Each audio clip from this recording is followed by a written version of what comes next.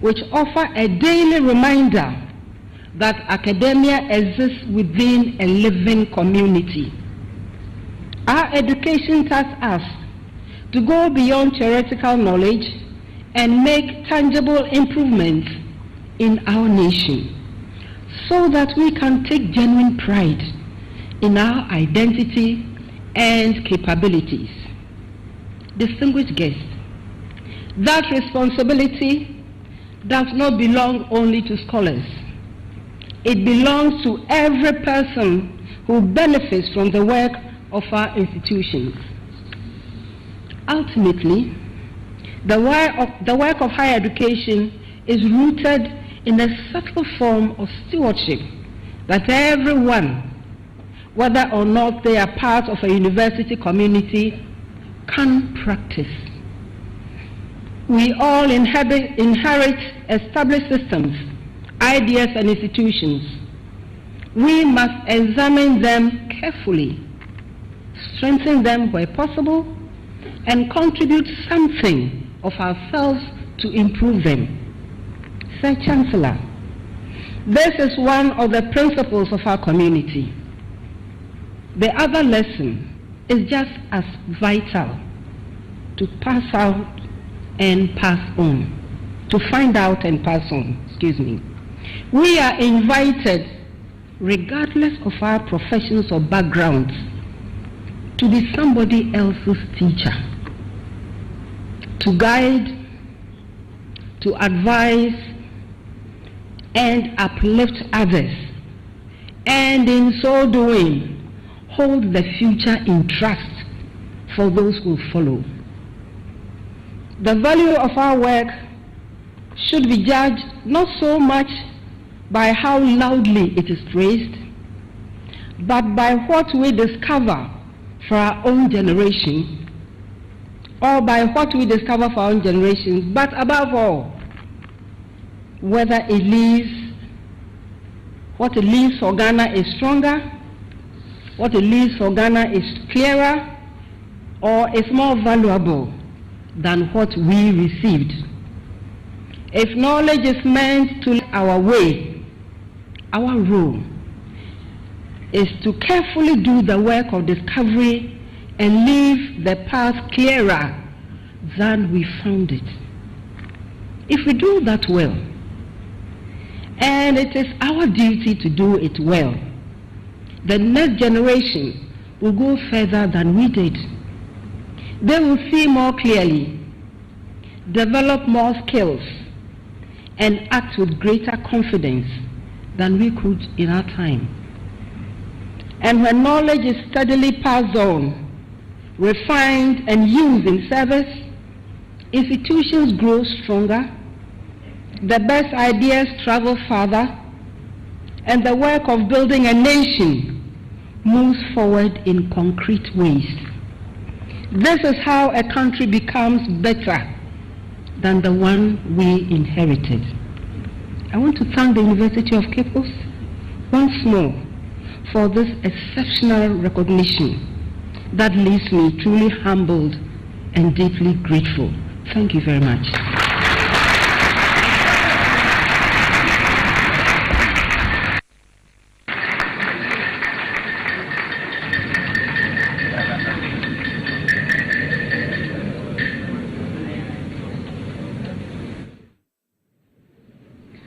Nana Opoku-Agyeman, Vice President of the Republic of Ghana, Anna Otinenka. Na se uhunu ni se wojina ho awo kasa wo bra wo mode saa award yi e de share ne nsa na afei o kasa fa ho na ni ji age ye na ho a school ono ankasa ekobie na saa bre wo mode saa basobode ekese ewi se na nim no na cha se ese ne fata na eye kama yie pa enti Professor Jane Nana Opoku-Agyeman, Vice President ana hu no obapa a wono wodwene ne ma ho nyame nwanwa se ma me na timi aba Vice President wo bɔ no homoden eboa se wo man no ebetimi afa ne ntema pa bi de afra wo bra wo tai His Excellency the President John Dramani Mahama chi na bibibia aye kama enti Professor, congratulations nyankopɔn wonhyira wo na wonyɛ wo kɛseɛ na bibia ntimi yɛ kama abusua yɛnkɔ victory garlic mixture hɔ wɔn wɔ aduru a ɛno nso etimi boa na akɔ yarewa ahodoɔ nyinaa de ama wo hwɛ bi na afei wote wo yare wo mu a watumi ka akɔpɛ bi atɔ bi sɛ yɛ aduru pa a ɛbɛboa na watimi anya hoɔden yɛnhwɛ mo mmra ne yɛntɔ dwumadi no so enua victory garlic mixture na wate ne din ate ne sei na aduro ne teɛ na no pasem ne sɛ aduro wei adwuma a yɛ titiriw paa ne sɛ ɛbɛboa ananana ne srade a ɛwɔ nipadua ne mu ntin no mu ama ho atɔ koraa deɛ di kan ɔbaa bi wɔ hɔ a ɔkɔ mfikyiri a ɛma a aduro a wohia yɛ victory garlic mixture ebi koraa a wɔbɛkɔ a ɛwie wɔ ansa na aba ɛyɛ victory ɛna wonya victory no ma na busumi biara wobɛnya mfikyiri akɔ a ɛmpa ho koraa ɛno de akyi a obi wɔ hɔ a ne ti ne tɛ dwa no obi wɔ hɔ yɛ adwuma kakra bi ano abrɛ na nakoma bɔ no pɛripɛri ne nyinaa yɛ mogya a ɛntimi mfa akoma no mu nkɔ adwene mu ɛno na ɛkɔfa saa de ne ba ɔdɔfoɔ mesrɛ wo sɛ ɔwɔ hɔ na wo nsɛm taa adwew ebi a wo nsa no sei anaa wo nam mu na esi fam no koraa ɛwew anaa ayɛ tofo sɛdeɛ yɛde fam ato wo mpaboa mu a ɛyɛ victory ɛna mekamfo ama wo wonum victory a saa noma a yɛbobɔ so nyinaa no ɛbɛgyae deɛ ɔtɔ hɔ anadwo a wontimi na wohia victory mframa nyankopɔn de ama yɛn sɛ yɛn home wo deɛ wo home a na wo tie so o brɛ a ɛyɛ victory ɛna ɛbɛtumi aboa wo yɛwɔ obi wɔ so a wɔwɔ hɔ a na ne yɛm ahye no a obiara na ne ka obiara nyɛ no hwee obi wɔ so a nakoma bɔ no pɛripɛripɛri ne nyinaa mogya ne ntumi nni afurisa ne yɛ wɔ nipadua no aduro a wohia yɛ victory garlic mixture deɛ watwa bra yɛ a bi a yɛ anaasɛ nkokɔdue ne nam no ho yɛ ne basabasabasa ɛyɛ victory ɛna mekamfo wonya victory bi no mu a ɛbɛboa wo sɛ doctor de wato aduro so sɛne a wobɛtumi anom victory na ka waduro wo nyinaa ne sɛ waduro no na abɛnom a meeti aduasa na wanom wei so na abɛnom a na wanom victory no so akyi meeti aduasa woyɛ ne sɛ a biribiara bɛde kama ama wo sɛ wo nan ase taataa woyɛ agya ho adwuma a mesrɛ wo aduro a mekamfo ama wo ayɛ victory garlic mixture mesrɛ wo nipa no bia adanse a yɛpɛ sɛ yɛfa wo ma adanse na tie na sɛ wo so kɔtɔ a wobɛnya saa adanse korɔ no a ntwe mi nyini mi mpedwa mi ntumi ni di mi yare so mane ko be 12 years ni ma num nduro mojeduro 5 minutes de tim matutu na nse na meti TV hu ntumi na mehwe ne mu se moto nduro bi esi victory herba victory garlic mixture ne mi mtoduro sa ba moduro no asa moduro no eye papa ntumi ni di o mi din sa no me di afi bi no se di ya na afi insan afi bi no mtumi di bi afi mi di ma edubone sa bi semi anu so no mtumi di anu so mi be mu sa afi de anu so be du bi no mtumi di bi afi mi hu de me nya me won bi ti edo no kan wo TV so a na me koto bi ni me no edo no anopa ani awia ni anwure no ande no si afi nyampara mi no adbibi am tumi di mi si afi na tola tam ko ya black masa modro no die edoni ye na nyame nhira mo ajime pa me problem ye menstrual pains nda ne kakra o so timi me nya me menses no boso mi ma me bre pa me brankasa me timi to tondro no na ne se man ti se yesi ye bidro ha na makoto ba bia me we mi timi fa ka ekọ obi kru so ekoto bidro mi timi no abi chese na victory ni de in fact I don't know minim de wo mu de me koto bi me ti advert no TV so sada na me sorry anwunwe na me koto ye na dana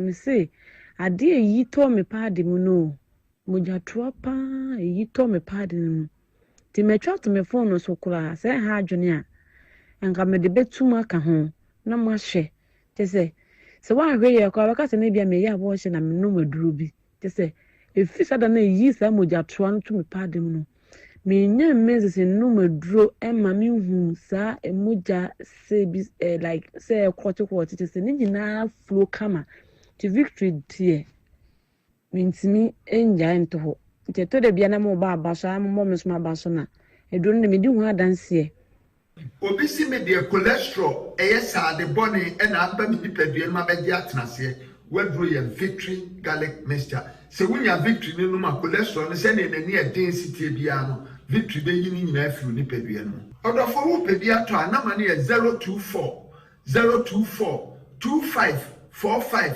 633 024 25 45 633 and 020 129 3280 020 129 3280 a victory mkunimdie ne ade bremu.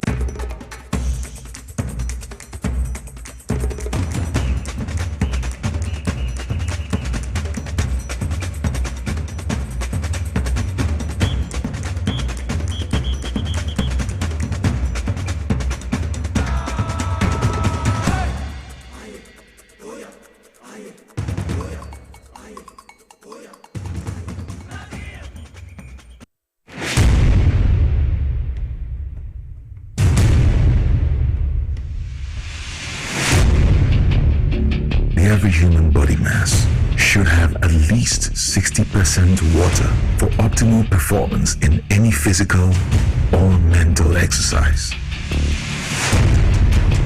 We can help you maintain it naturally.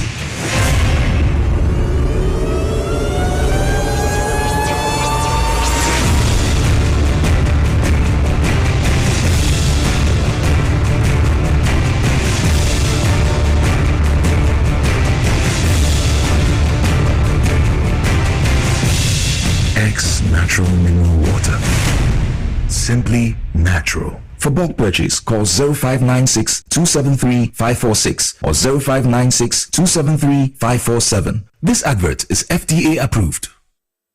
Hi. Now let me tell you about Safari Valley Eco Resort, the first of its kind in West Africa. Upon your arrival, you are introduced to your butler, who plans your itinerary. We were surrounded by wildlife from the moment we entered the eco park. So many activities, all in the same premises. Visit the gym or the stables, they have it all. At my break, I'm able to practice my putting. We also went fishing on a man-made canal. Our tour guides taught us so much about the wildlife and how to interact with them. They used only electric vehicles here. This creates a serene environment. I'm told it's over 1,000 acres. My cabin here sits on 2 acres with a large terrace space overlooking my private swimming pool. Now this is royalty. They have their own farms, thousands of fruit trees. I can also have my lunch here at the waterfall. Quite a beautiful place you have here. Visit Safari Valley Eco Resort in Ghana, bringing you closer to nature.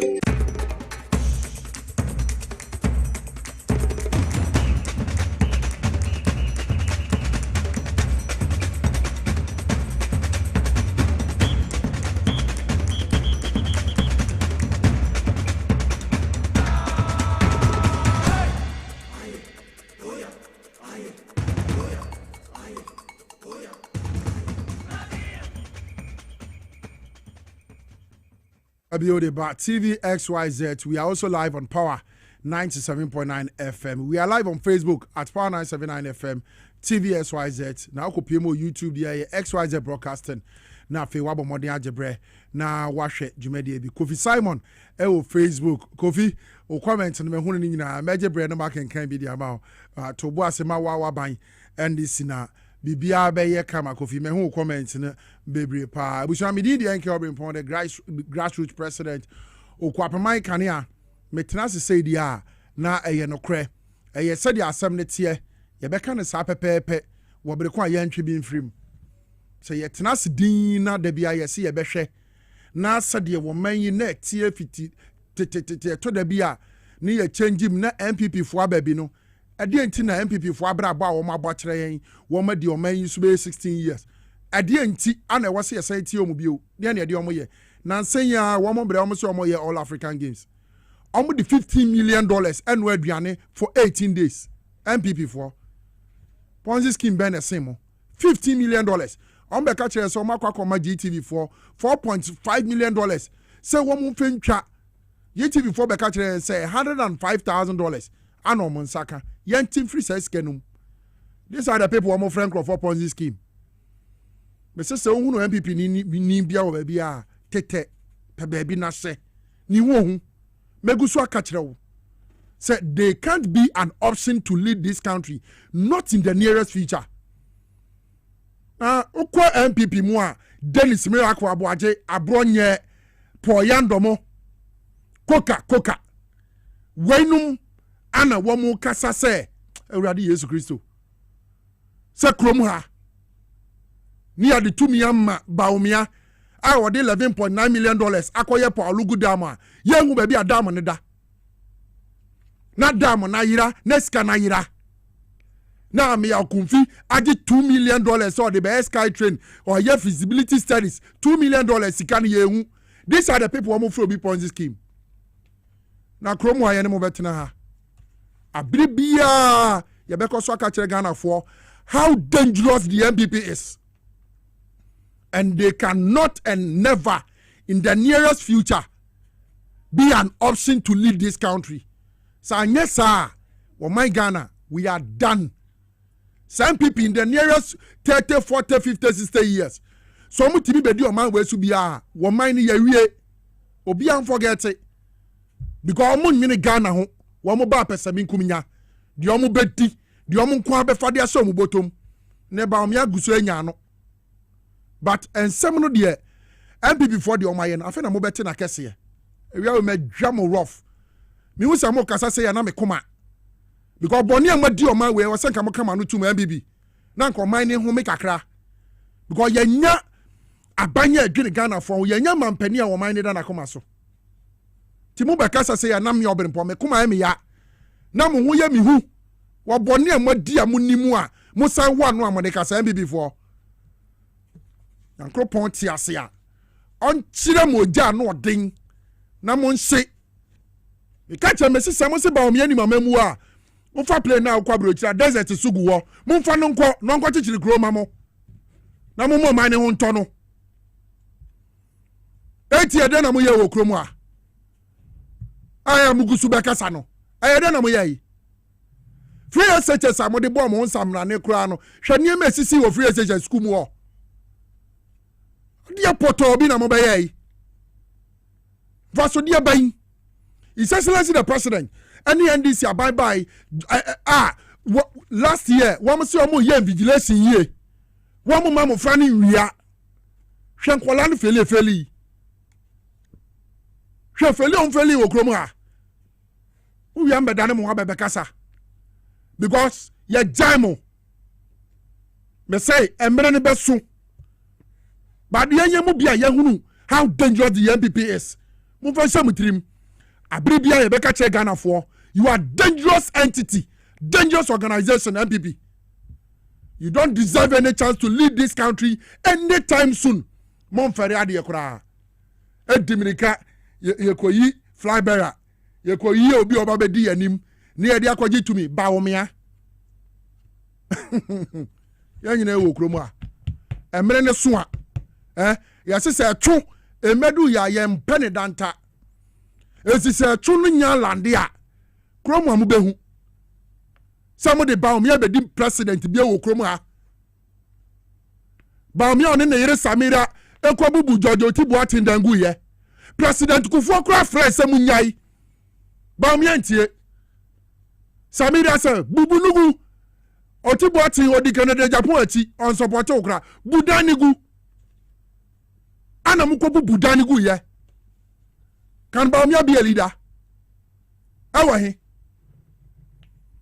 kromo amu behu MPP for mu behu boni amadi o man ya muguso amokasa abusia me kasa se ya na me bra ensuo a me de gima koma na fei ewurawura me nipadua no sambo ama nipadua no nya hoden ex natural mineral water eti me ka o se awiai se wo pie na se wo kofia weekend yi kolodu ka no ko Melcom shop ana se minimart bia wonim ex natural mineral water ho nsukroji ya nnuane no bia ensuo nya ayemuma eti se wo ene abusuo nyina enum bia eboa mapomuden afa bia na wo ye wede wo ye party wo di dwumade bia nipa hodo beba me pa cho ensuo abetimi dia serve ama wo dwumade a wudi no aye kra behwe ex natural mineral water mema refi abribia se wo pie na wo pensuo ato edi ba ko pe ene nka otrim ex natural mineral water na afa wajibi na wo de akwakodi dwumade bia na wo ne abusuafo mo de akwagu fie na manom na obehunu sampa Obrempong asem o kan ye Edifa X natural mineral water hono eya sempa eya krogen eti open dodo atu na se wo de good shop na so wato a fa number si na fe frɛ wo mbeje so no mama X natural mineral water ne border from boko na so yensu a wonom a etimi boa na wo nipadua na hoden de bem efise enuane nro ana enura nsuo hia no aye ne ma 059 627 3546 059 627 3546 and 059 627 3547 059 627 3547 na fe X natural mineral water yes simply natural wonsa etimi akabi na wanom na aboa uye pa kai na sene so said the National Petroleum Authority womo de eye enkaibo bi etudwa ube se tanka to baabi na nanse ye bi to nsanwam kwan no so na nkrofo akofe fa gallon woma fa pan womo de koso petrol so mo koton so mo ko yinsuminim na eja tom hwem na nipa ben ho nyina woma hwere omo nkwa MPA se men kan kire wo se enedai Ghana ni biara a wutie mi anase wo hwɛ me se wu se tanka adane atofoma adwane free ho men nyina ho ba bia men kofa bo bia kofa gallon kofa pan bia se wo kwa koso bi men ma 45 Ghana cedis petrol 1 gallon en kwankwa hye woni wabusuafo ase na munwu dabi Ghana hiawo se de wankasa so hiawo ho no enti bomoden na se wuhunu se tanka bia adane ato ho a Fred the Ghana National Fire Service and I said Ghana Police Service and I said the National Petroleum Authority for no number we so wo fra on bejo so na ntempa na wo ma baba be hwe be atan Canada na wo ma bomode asiesie no wo bre kon oye ne bia entimi ensi number betimi afra omo so 030 255 0380 030 255 0380 kai na hye nso se wo nkwa ekuta ho no esomobo esono petrol 1 gallon and I said petrol a pan ba kokora no a won kwa no som bosen no o ma ne o yiri hia onua o papa ne o mahia nti tanka tofo ma menko ho ne se wo kwa koso fuel MPA for ene de sanka bokese we ebo mode na to de aboa Ghana fo nyina agbozo heba fo ababe kan yensa e wo fie ha abiribia wo mo nuo especially mema a wo mo de esom yen a obema abiribia no wankasa wo kɔ the other room ho a bon sampa wo bo ho modern na bibia ehyehyɛ sonso kama mame ma doctor Kawaba na enenso wo mu nuro ene wo mafutuo nsempa wo wa abere bia wo drum Ghana fo na ye gina ye na so wa hoden mu no won hyase no fa bi ntudwa agbozo heba there's no man has an expiring date of you can see agbozo heba no man has an expiring date and say bema bia wo nwu ya ne bema ewu me da say Ghana fo hwe wo mutie mame ni kan enchia Ghana fo se mo hwe Dr. Agbozo anwumre a na metwa obia salute obampanyi dada obampanyi foforo bia ministers MPs obi biara Ghana kesefo nyina hemfo bibu mi wase mama hemfo nyina ani obi biara the whole Ghana echia obia ene awie Agbozo Herbal Clinic yes no man has an expiring date ye moto we ena ema ye dasronku na Agbozo meka se on se de bia me betena se ananse me se ye wo memedru edru ho ti aye krogin edru ai ma hoden e ma good erection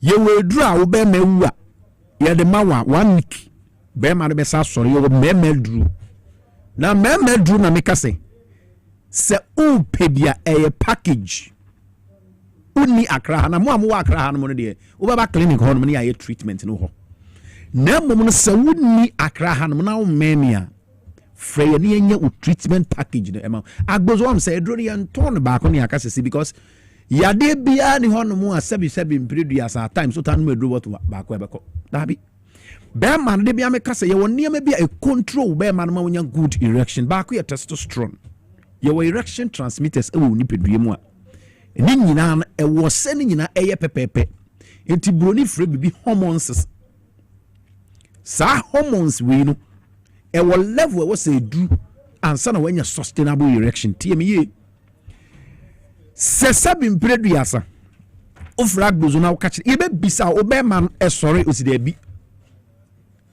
e sori emu nya de o se ani ye wo nura ye be mixing e ye me dry be mixing me ye dey send over bi ana me catch nyam ni bonyam say o to gwa so be use we no wobɛhu sɛ duro no change hormones no wɔ system no mu a te sɛ deɛ woteɛ kane no a wonum adura no a wobɛma asɔre no saa ne yɛpɛ sɛ yɛyɛwo ɛno nti na agbozo yɛsɛ treatment packages ɛna yɛma wo ɛnti sɛ wohwɛ me the whole world the whole Ghana na baabi a wo bia no mepatwɔ me numbers na ɛgu screen no so no ana TV no so no frɛ wopɛ sɛ wo ne me ankasa ɛkasa 0241 75 0282 ɛno yɛ akra number ofra yɛbɛfa na wa wɔda wo package ni sisi a baabi a wo the whole Ghana me sɛ aduro yɛbɛn ho package ɛde abro because yɛ bisa wo yadeɛ no na yɛahwɛ nneɛma a yɛde baayɛ ansa na yɛde aduro na ama ne wo nti baabi a wo ɛwɔ Ghana bia no me say yɛ treatment package no onsa ebetumi aka ɛyɛ treatment package wo ba clinic on so fa to trim say wo ba beto treatment package wa gbozo e ba clinic treatment nti wa we ni treatment ho no onsa ntumi kan yɛ duro gise open treatment because yɛ mpese yade ba ko de bia na oto ho aduro dabi it say yɛ ma treatment package no wi a onumu a eno ano no na afi ubema no atija na asori agina ne naso onto mema duro bia enti no say open mema duro papa no a ɛyɛ agbozo herbal clinic mema duro say yɛ de be mane wa ana me ka say yade bi te say koko etimi ma be ma ye mre yi enti ye mane wa ye di koko de no so de ka ho de ma wo etubom say wonum mema de na koko de no so tare ho etubom say be ma no sore a e be din be ma bia say obe ma sore na emu nya din a wanka sakura no e chense wo yare ana say wanya malaria sana be ma ne de etie etunya erection you have to feel it as a man e mema bebre ne sa de no mfilibium people acho agbozo ye mema dru no wo here ye treatment package ni bi baby biara wo no wo de free na fa wo numbers e ma na esfo no ye be package ni amane people acho numbers no wo betumi afrɛ me wo enkran ha ne important baby am pacho be ba clinic wo no ma baje package no number ne 0241 75 0282 0241 75 0282 0241 75 0282 it wo erection problem a wo France doctor and after me nurse ni na catch na say wo erectile problem me wo premature ejaculation o package no ye be kama e de ama no wo baby a na nsaka sa package na wo benum eduro na wie no na ahyehyɛ hormones na aye imbalance na oni pedue no ma wo be ma na ono nkwane hormones no wenya ne ma what say you should for fibo a new treatment package na agbozo heba na Dr. Agbozo me betena ha de bia me ka kire wo no eduro beji wa yenu say atrema eduro no muntu aso no etu yade ase enti wonum abeju na wo se wonum na entu yade na ase na de bia na se bi oba ko tsan lai se wo to memedru da bi into frag bozo heba clinica ye memedru no aya ye no ye de bi be ma no ba bia wo bia ye de koko de ne kaunso de a ene ye chenja enti bia wo bia no agbozo heba clinic free obi ho no ekuro na aba beda wo sisim se ekuro da wo sisim a ema good blood circulation obi ho no ma ekuro no so abedem no na ama amaman agidi pedua no so nyina fa entubo se be ma bia samaman doso osisimu a se bu beja onan na amaman wom truka e na abon se osisi tumi ya oyapa e ya na amaman e na taye sa enye se bia wahwe ase onya car accident bia na bibisa ana onya accident bia oba bia so osisi e ya oyapa pepa cho agbozo heba clinic ze bra na yemwo enti numbers no enkra 0241 7502 82 assign WhatsApp de bia all the networks no uko social media bia pages no nyina obenya yen agbozo heba clinic o type say TikTok say Facebook the numbers no guo obetumi afre 0241 750282 frɛ na ni panasifo no enkasa sisiara ana obema message na uwo kumase atie me ye ubaba ditwem so old insurance junction Ashanti region uwo hono ma bra na beji package no your office ho Ashanti region frɛ na order package ni sisia say open treatment package 0553 41 0553 41 7752 any kumasi 0553 41 7752 ufrɛ branch na doctor ni ho no ka say doctor penyini na bekasa na also uhia treatment package no ebi and our temane ni important 0557 40 26 96 tema 0557 40 26 96 na ju treatment package no inti sawo ye be man am say be man eno na he ho ne hia me no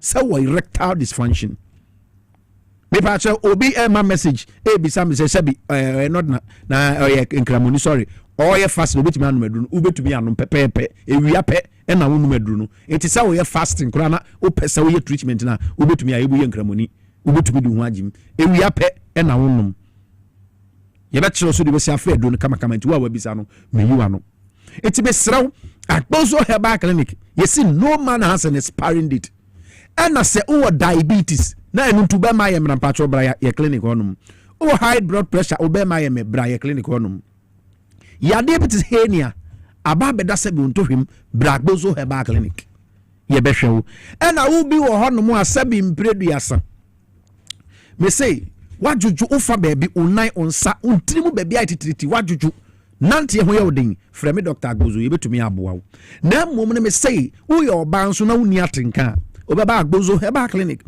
ye wo yade bi tse gonorrhea syphilis ne nasefo ema pampan ne enka atimi basa be ye ma no ene memma ne ye ho se wanya good treatment a sa yade we no who treat no your safety precaution your precautions ye de to ansana sa yade na atimi afuru mu etu obi wo gonorrhea obi wo syphilis ba wa san ekwa wa to nro sa bachelor bag Agbozo herbal clinic ye be mu oduru be no be kire de obeye sa ne ma ne etu ye oba na infections bi how me bachelor bag Agbozo untumi wo low sperm count emema na ema ne nyina both male and female infertility oba won to me ma oye be ma low sperm count how fa bag Agbozo herbal clinic me bachelor me say ye mema duro no ju package sisia from me and I'm WhatsApp message. I was 0241 750282. And cry your kwashiman. Ye ben kwashiman na himfi no. Ye adwuma 7 o'clock a.m. anopa. Ne upon 5 p.m. De biara da ye adwuma ba Saturday ye adwuma Sundays ye after church. Na mum no regular day no from 7 o'clock a.m. anopa ne upon 5 p.m. E tip mama WhatsApp message and I Fred Dr. Agbozo sisi a say me pe mema dro ni bi. E mema package no. 0241 75 02 82 bema bia wo hwe me obra wi ase nyina ya de mienu eye oba ene obema na ese wenim no dia ena obra enti se usie skase den na ade mienu we ba ku ni wabra bomu a ene na ho omobo obema no tumi nye adwuma pa cho frɛ me pe wo mo a enye adwuma no kora kese se entumi sɔre eno ena me pe yie papa enti premature ejaculation why masturbation oh Abranti amawada no 1 minute man bra Dr. Agbozo minchen hormonal insufficiency or imbalance metenete ubesa boadwuma no 5 10 15 20 minutes esama me sorry encry from CC na WhatsApp message 0241 750282 so edin to sim say Agbozo herbal clinic uko a friend saying TikTok ubo Agbozo herbal benyaye uko Facebook ubenyaye uko Instagram ubenyaye uko YouTube Agbozo herbal clinic ubenyaye enti de bia number no ntimi afa de ko type ye din no all the social media platform ubenya ye numbers no enkran ye kwashima ne bia mfie no 0241 750282 Kumasi 0553 41 7752 tema 0557 40 2696 city ba bia wo bia package no aye radio on sabe to me aka from na jo de me da asesa him na team same time next week media ne Dr. Agbozo me Agbozo herbal clinic for na ati omo nkana ntino yare ya wabebu so no die o ma na wafa ne ntem na afi wadi otu wana mo no maboa wo we shall have TVSYZ. We are also live on Power 97.9 FM. We are live on Facebook at Power 979 FM and at TVSYZ. Name mo modern na uko PM ewo YouTube a XYZ broadcasting na for inside politics jumedi a ekoso no wabo modern yetimi agebra hwebi na do agentra to yes, you have a brand can Eddie amount. Midin the NK Obrempong, the grassroots president who Mike Kania, but now see, I know a somopa a no credit. A GDA yen was it Timinia or Yememu, na yet tree or mining boom, no money to be found in Tamapabi Eddie Fra. We are in Sumekoso the First Lady of the Republic of Ghana, Her Excellency Lordina Mahama, na Makacho say, dear Ugusua, oh yeah. modern boy uguso a wo bo ede boa wo man Ghana any be for mobrohu for offense nyankani inyisia a watu de ato ho so say wo de Lordida Foundation ebe mo modern aye nieme no mo so betimi de anigye ene abrabo pade abro mo no First Lady Lordina Mahama Nyankopon enhirawa me enke Obrempong me ntia said that me si wo bia anka kra na me ma fato me ho so abiri bia no mebo ho dawro ama Ghana ha ni wiase nyina ehunu se eye wo sasu bebre ni ehia wo man we mu na wo man na timi afa na ntema pa bi de efra ebinim aseda ade eye politics akata omani aye ntintan akata omani so enti wo ya wo dan a papa ya wo yo emo a wo de boa wo mo mpese o mo behunu ba ye mu bia ye hunu impact the First Lady of the Republic of Ghana, Her Excellency Lordina Mahama, wadi ni Lordina Mahama Foundation ne faso, no de ji afo kwa, apemfo ebe wo mofra ya wo ma yare ya hodo, ukọ buno ni empatem Children's World Awesi, Nyankopon shira de metimi aka kire wa no. Ebusa ye kwaba na fe ye ne panifo a ene dai woma be kan se ofidie mu na ye ne omba be twetwe nkomo aka nyina e wo ofidie mu kodwo ye bo aye former youth organizer de ma MPP amanyoko no e wa ya waso was wogon ana fe Charles McCarthy wono ye editor e de ma the Hawk newspaper cheyen ye koba nkomo aka nyina ye de ba be somo.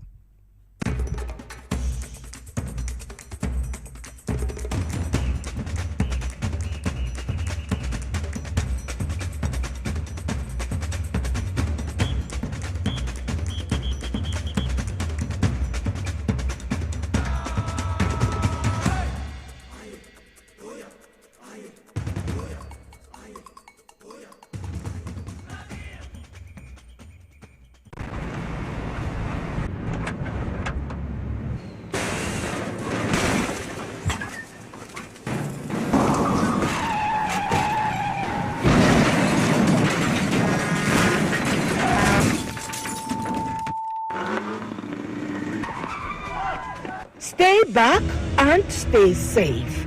The National Petroleum Authority is cautioning the public to desist from scooping or fetching fuel from overturned fuel tankers at accident scenes. Again, do not get closer to the scene in an attempt to take videos or pictures. Inhaling the petroleum product is detrimental to your health. Worst of all, petroleum products are volatile and highly flammable, and a small spark can trigger a catastrophic explosion, causing deaths and loss of properties. Don't let a moment of desperation lead to a lifetime of regret. If you see an overturned tanker, stay back and stay safe. Call trained professionals such as the Ghana Fire Service or Ghana Police personnel to handle the scene, or reach the National Petroleum Authority's contact center on 0302 550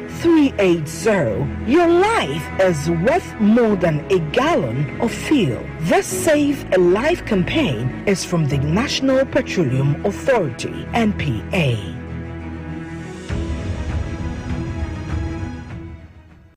Na ade na ya obayi a oda forma so ne yafunu mu emunumuni. Oh Mr. Entry, also yare ya titi bi ben fie pi nanso ne yamo nyono da. Se me chew no ahodo amato a me hunu hwe a ebe ya nwanwa. Menyi ni se what ulcer tamfo Haxa capsules any Haxa mixture yanum bom kotia ulcer no bia ma no anom. Anka ne ho ato no dadaada. Ulcer dro de eno ani Haxa capsules any Haxa mixture. Ankom ni nkyeremu. Ulcer yekura eto yefunu ene ensunumu. Etuma wo yefunu ekeka wa. Wogire wo ho a enye. Ulcer etumi ema wo ye cheko ebra wadidi awie. So how aye ulcer de a compare Haxa capsules any Haxa mixture nanum bom na ho ebeto. Pedudu atu a ko okanshi drug lane Kumasi Dani Herbal Takradi AA Mensa Anafre 020-3822-855. Apefo abatan a woma won mofra no fo ene mofra woni mfie dumienu enka ho. Haxa capsules ene ne mixture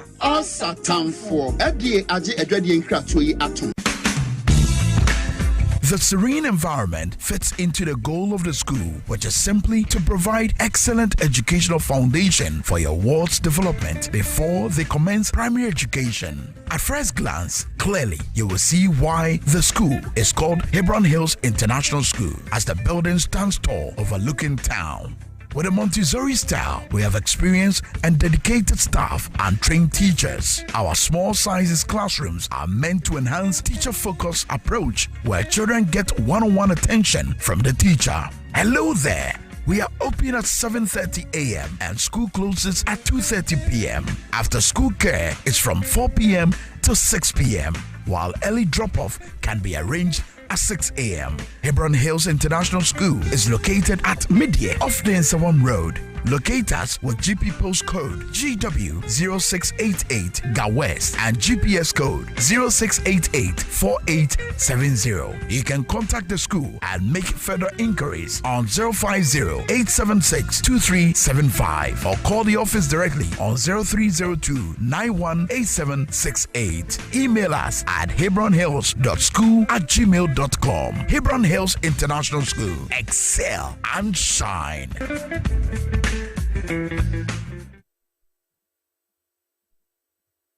When nations rise, it begins with bold conversations. When economies grow, it is driven by partnership. This April, Ghana's business and policy leaders converge at the Pro Business Forum 2026, the nation's premier platform for investment, enterprise, and economic transformation, with special guest of honor, His Excellency President John Dramani Mahama, joining captains of industry, financial institutions, investors, and entrepreneurs. The Pro Business Forum is more than just an event. It is a call to action. And so let us work together to build a Ghana that is competitive, productive, and inclusive, and a Ghana that creates opportunities for all. Come, let's engage in high-level dialogue, explore industry exhibitions, build powerful networks, and unlock real opportunities from finance and insurance to manufacturing, agribusiness, SMEs, and innovation. This is where it all happens. From the 3rd to the 5th of April 2026 at the Crow Convention Center in Praeso Hills. Go to www.crowbusinessforum.com and register now. To register for exhibitions, call 059-555-5885 or 059-555-5995. Pro Business Forum. Connect, promote, grow.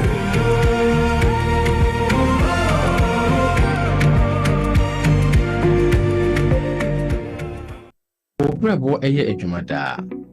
Eboa eyam aduane. Eboa eyi nsa free ni pedua mu. Na eboa woni pedua ma etena ho yi. Nanso wonim sɛ nneɛma a yɛdi na yɛnom timi ma brɛbɔ yɛ adwumaden sen pɔtee. Mehu da. Me brɛbɔ yɛ adwuma paa. Ebia sɛ sɛ mentumi yɛ bibi boa me brɛbɔ. Ani, and nointing about the left hip from the Moses Clinic near Herbal Center about Herbal Food Supplementer. What sits in pan the barberbo, ama a year juma ye. Now, a juma. Fatopa yenu, and no pani and na a boama brabo ye juma ye. Sani a beya, a bit me and yam a jania woody, a sissy ni pejanimo, a ye moving see. And no, I'm a brabo here. Ubenya Left Kid or pharmacy, herbal shops, ne supermarkets are a bell. So what do those way to up? Fresh 0244 06 8447. Left Kid, what will bread war? What will nipedia? A draw ye any mapping for a ma emma or manufo, ne for our 1 year in fear to me. FDA JD crack to ye atum.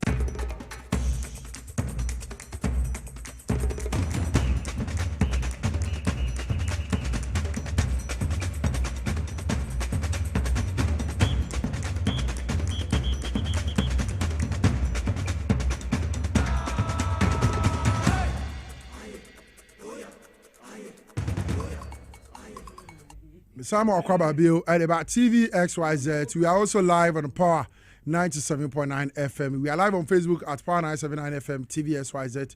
YouTube, we are XYZ broadcasting. But more than Ajebre, now fe ubetimia share in Facebook and I say YouTube and so far. Again, to us here near Ajebre na yen so ya can kind near whatever 2 in the amount now fe when we sampa ye ne wo nyina na edi sa dwumadi abom ya kyekere wo man na bom bibi bia beboa na wo man na fa ne ntema pa bedi efra no ye nyina as Ghanaians and ye di sa dwumadi na bom na afei nkunimdie yedie bia beba no ye nyina yetimi ateso mfa so medi de enke Obrempong ne me na metena dwumadi so ede amaw na yetimi edi sa nkomodie nyina minka yo say Victory Garlic Mixture ye dro a etimi aboa na obi a ne koma bontentem onante kakra na ne koma oye bibi kakra na wabre na oteso no hu de oye me ba cha uhia Victory Garlic Mixture anasa wo de no wonsa ne onan kakra na ye titiri wo se ananse acho me ba cha de benya ananse yare no unya Victory Garlic Mixture na se wono mo a wonsa ne onan a ye taye titiri no ne nyina betimi afri ona business ne hawa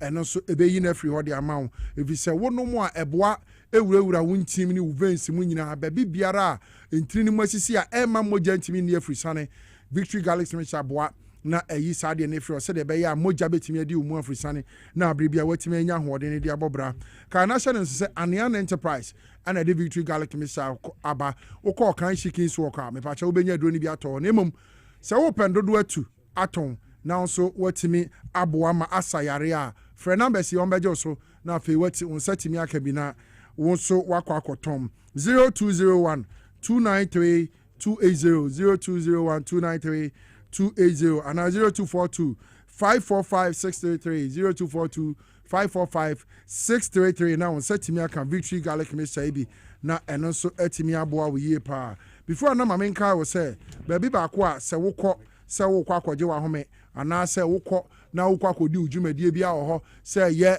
mokoye conference as a group and institution na wokọ pe baby aye wedding o pe baby aye engagement ana se waye pe pa Safari Valley Eco Resort eye bia aye ho afa yie pa serene environment wa mo create zoo cry no harmless animals ana wo ho nti wonam hwan from apa efa ho a wo hwe the greeny nature of the environment no na watimi ne mo akra nso edinkita ho a wo breko aboa bi ani ho wo kwakọ ha because some harmless eno na wokọ Safari Valley Eco Resort a obetimi ho no o ma create man me lake no so kra boat nketo ho betimi atena so no wadi atrentwi akwaba woni ho kani woni wadanfo woni wo bi biara obetimi ne nakọ ho na makwakọ Germany kai na hye nso se omo wo edukroma kuapem ene awukugwa kuapem entem pe wudu okwapem mu a edukrom ni awukugwa down ho eho na Safari Valley Eco Resort ho obomode na from wo number si so a wo mbeje so na afi ni a dwumadie bi a pese ukodi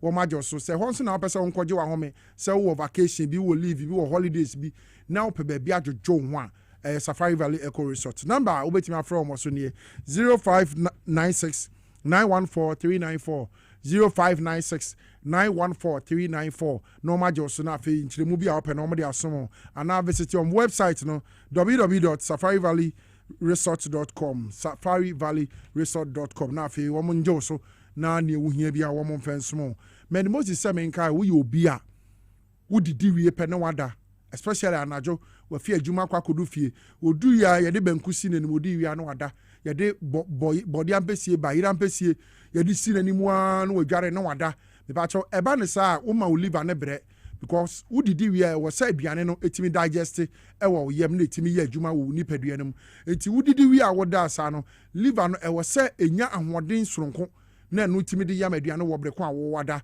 because se wo te hode a ana wo na ya ke betimi aye adwuma smoothly eba ne sa no pa bere bia na the pressure eba oliver no so eno nti ana medimosis for abomoden e de live kid aba 100% herbal supplement a wo ma ya eno esiesie oliver no na bere bia no eba oliver no ho ban na extra work a eto de bia wo ma oliver no ye no abere bia esiesie no because se wa anye ne sa na oliver ho touch ma eno e de oye ne ni how ana ebetimi abre nti medimosis se ene se wutie na se wo hwe nso a ko na koto ye left kid no mo de aba ne bi eno ebo asiesie liver na abre bia hoden atimi abam na wanya hoden de aba obra no ubenya bi pharmacy shops ni herbal shops ni nyina mu na mo open dodo atu a bomode friend number wo beje so na wo mama obi atu akoton 0244 068 447 0244 068 447 bomode na share se liver na hoden ehun hia ema onipadua no ntimento to na sekra e wo say to adwumadi no so e de ama wa ha we are live on Power 97.9 FM and also live on TV XYZ. Penny for ne ye ne omo ba be di sankomo yi Charles McCarthy, editor adema the Hawk newspaper. And afi Kojo Yeboah, former youth organizer adema MPP Amanyoko no ayawa so West Wagon. Mama Shas Finfi Kojo so. Come me kwacha so kro because me ma once. Kojo akwaba. Me just minia. Now what you say? O Nyankopon adom me here pa. E de Nyankopon ase. Bibia kama. E de Nyankopon ase. Na bonten te san wo bai. Oh, na se bi etwegu. Na se nsem do nu nsem se Ghana nsem se ba ko mienu. Eno ana e ko so se. But me be some mienu miensa atwam the goodwill on the NDC. NDC di mpane do mba do mu kremu pa. But the D be emphasize be boss me ba ko ni. Eno mo ye twa be 30 to 35% atogu. But we want to be atogu pa. O ma ti goodwill ni bi. O mo twa biegu. I'm telling you. Okay. But you are mo twa gu ni die. So mo yo me twa. I don't know yeah timi. Let him catch us upon everything. Who's the kuafo yedin kokwa kuafo yedin. Ade course no. Anyo mo de wo. Ba kojo koko akuafo di no ma ye the course na anyo mo da. World market price on the article. Oh, mate wase. Woni meti de okay na meti asese ate so ni ade no. But before then utimi kire mu sese na eba. Say na me ya, nye sa atamo nipa ni cocoa bag, abesi cocoa shed ni ade a. Wa carry bi awie no, ye bi si wo no, e na aba chense ya ate so ntimi to de ne so. Ba sanke before emre bi etwa be yemfa boso me be nsia na bi eba form no e na otimi hia omo chekire ni mamu e ma ne ko eto nkrofo so mu a enkesa wo ni kema what say aban ni koko a wo gi yi nyina na ewo omo ye from koko krache wo koko krache fo no de aban no di mu wo mo gi ni nyina de gu ho no oma wo mo nyina old price no enti na wo mo ana omo de ewo fie a fe na omo de ba be ko koko krache fo no wo sa price no e kan wo mum nemo de na wa banye won dan de omo de old na American e binu de ko ye ma ye carry obi de like me chance ya ba ye be program na me was on the chance de ka ba inside e the chance by mo register no me was on me nyema gu anim wo me de yan ma de ma koko crack no ye so abre okofia ba okwa e woni so carry am microphone tata no wa ma biem ti koko shed na kiri oni ani mu nyina ye ma enu ngese gu fie no obi ko fa ba wo ukoye no ya hafu ye kokko adwuma na sa na duduo ni nyina kokko ye so at the end of the day enyese na ofie no bi kofa ba duduo ni nyina na kokko che de wonum a ye honum a ye nkari ye bate no mo de aba akrache fo na dwane bro mo se pressure na no ode ene ho mo nkari so at the end of the day minimi nua na ba ye ba ha chance avram mo man take this o kino betima ko US mini na tra kam ye misro fo na me ba mo ba wo take this nasa don't even come next time no me yakọ one ke be ye de what ma say because my brother and my sister won go carry omo de no we carry my brother no de no my sister no de na nu so what wa brent for day me won mu ja ho no mo my brother no de na no price ne buy no one bags or the ko buy 16 bags or the ko when your original price my sister no de be 20 bags no ni nyina e da from say team we ye sure so one ke be ye de it is it me and no say a hankrofo upon say the way nipa no this no and then do ni nyina fa ne so enya hwemo me fa ne saa atuma say but we are aware so say now a metric ton of cocoa at world market time on modern price we make cocoa for no $4,200 me no ka say ati aba for e beti aba more yes e tu wi no the government is still maintaining price on modern market the government was it at a year 2,587 no it is a tibia yam fan say be do be 2-3 months later another yam fan say next year no say tiaba from there na be say aba from unze ekua for some memo 70% and there be to be 70 ne dey be ma and then there be ba from it dey me na make e bia wan hwe ya won tema say nipa bibi na on ye adwuma o what ma say bi na ne ya the day na ye farmers day sa time no na because ye koye ne ko chekire mu a ko si otimi ko ho farmers day no gina simpiezu and wo chekire mu a ke bia go motiase sa time na si wo wake up drugs what ma say eti obi ante hwe sa akopem say sa de oba beduru ye me ne wo kasa ya ye kasa yi e be say na wotwe mienu ni a weekend ye twa mu Friday ba do na apply for security service in obi ada pending send or pendia clamotogu na wuni na obi ada pending sani na Sunday Monday wom ni na obi ada disqualify na brofun bi ode mo obi kra ogina won tiase nipa ba ko de ba qualify ono e chat phone mpo e ba no screenshot to ye e be say 30 minutes 1 hour time na sa ba for disqualify chese niema ne ba ya ogina won tiase etu beto chese bu anke be yode Okay. What man? It is an yama way no and a cost and a tating crofo and this will good will. Who say I can is a bit and one more did no. Every did you a big brother. I did phone if you say Yakasado. But more moody did I can assure you say one more money appointment or moody now no. A bimpo and your campaign. A bid the BH. Maybe a being crop for minimum. You be on Paunim no baby. I'm an appointment. One more brand do running now of fear. 1 money actual month massa. So 30-40 years ever said the NP before corner. And you who you and you want among you to know because MPP at least 40 years. So back on call you 31 or 32 years. Okay. I said become home. What must say? Na Ghana to me fan into my prefer. Now go say 1 years I can Yansan can not any abra can because who Obrempong out way. So base now one rant and I'm about me and Nangan this own one protocol disqualified. Protocol be a constant be a protocol me a disqualified. Where ya idea say what must say? It is any way in our costing any pabedia a better than I'm one who confirm yet imagine. Massa, yes, be out from winning be a more make as a fuel from dollars dollar above from $1. We was a question. We need dollar above from my wasm. Fuel above from no car wasm. Who for can drop to Davant so a better when you die impact no. That's how to shoot in your womb. It's the Moya no say good way no one almost shigu. One to Yamaye and Nana Nansa, national chairman, and at the way I was now, executive for Jumao. Almost city government, down government or to one sort of Yama, but executive Mojuman saying from chairman to youth organizer, Munet making sure say, Mom cabinet no mom go, mobile friend or matters, it's idea way no, a better any other day. Moon in a woman can hear, national chairman, I'm worth or to thank you to what all day. I will party for no, I hope you will be an alcohol. And now, no say the post be na mabontin. So I say your friend for 500,000 one man be akron for one makwachi omo. Would you matter man would you move fell? Obrempong what he won. As also I did. Sakaya na NPP me bamba. NPP ni be kai yanka kamoka. Me ba. Chairman onim na to da bia nsem ni bi wo ha o kakra no a. Unim se de osifa kasa. To da bia o kasa wo so aka bibi.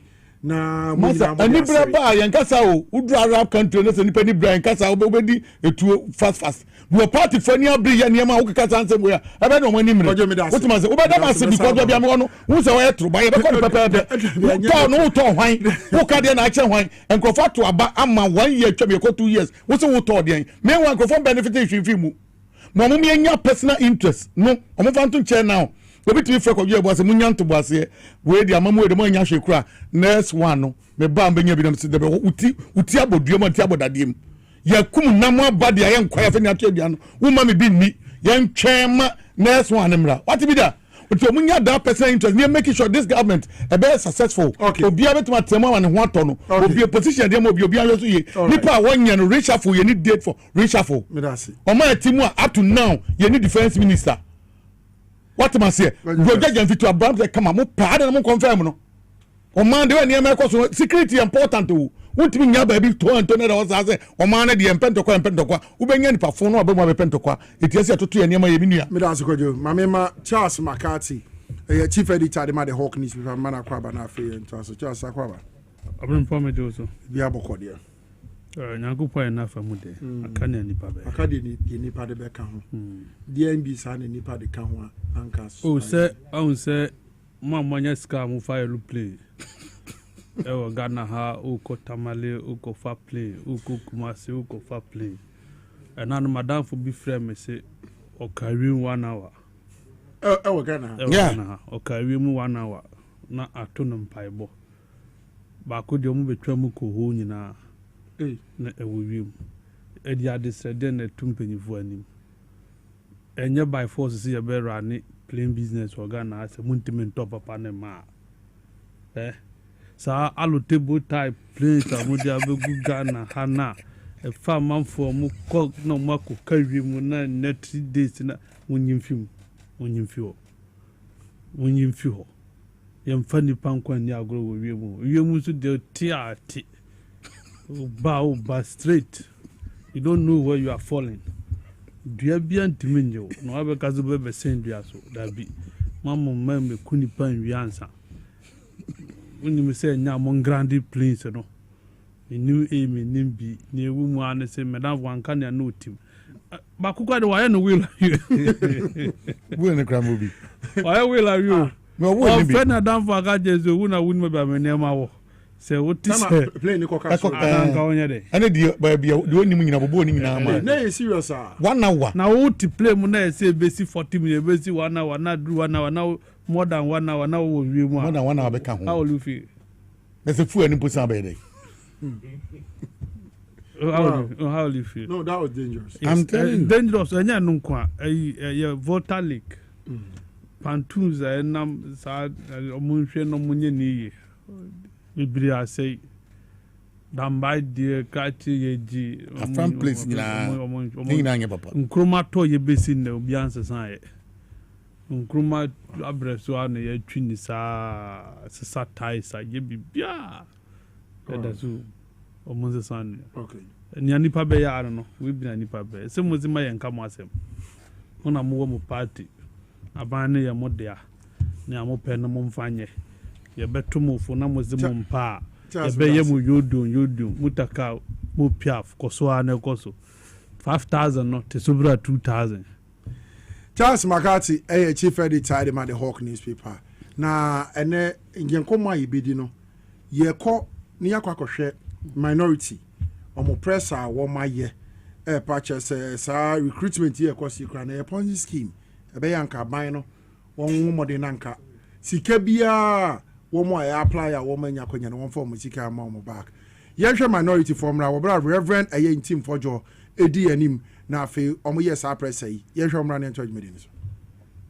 Recruitment exercise is akin to a Ponzi scheme criminally crafted to defraud over 500,000, 500,000 unemployed innocent Ghanaian youth. Having widely made recruitment into the security services a major NDC campaign promise in 2024, over 506,000 Ghanaian youth responded to the government's call in 2025 and applied to join various security services under the Ministry of Interior, namely Ghana Police Service, Ghana Immigration Service, Ghana National Fire Service, and the Ghana Prison Service. These young men and women, full of hope and patriotism, were made to believe that they were being offered genuine opportunity to serve their country and secure a dignified livelihood.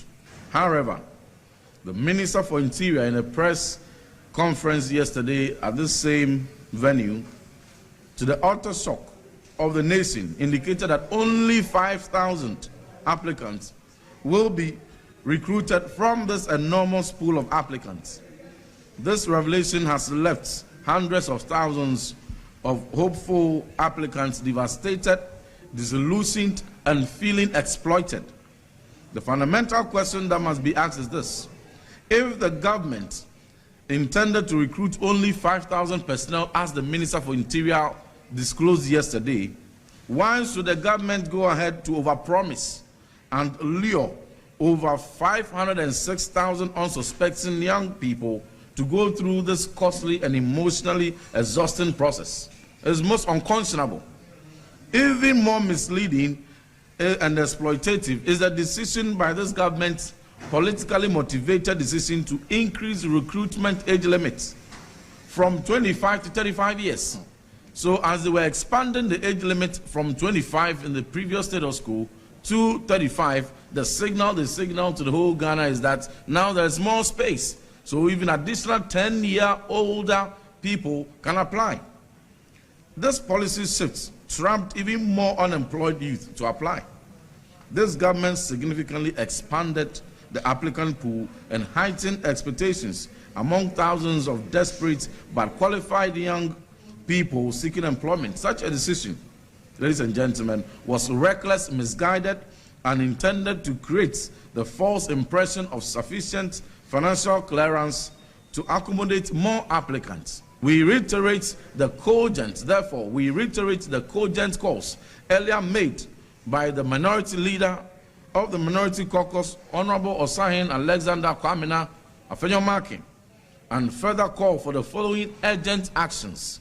Number one, and first, there must be an independent bipartisan probe into the entire centralized recruitment process for immediate and appropriate review.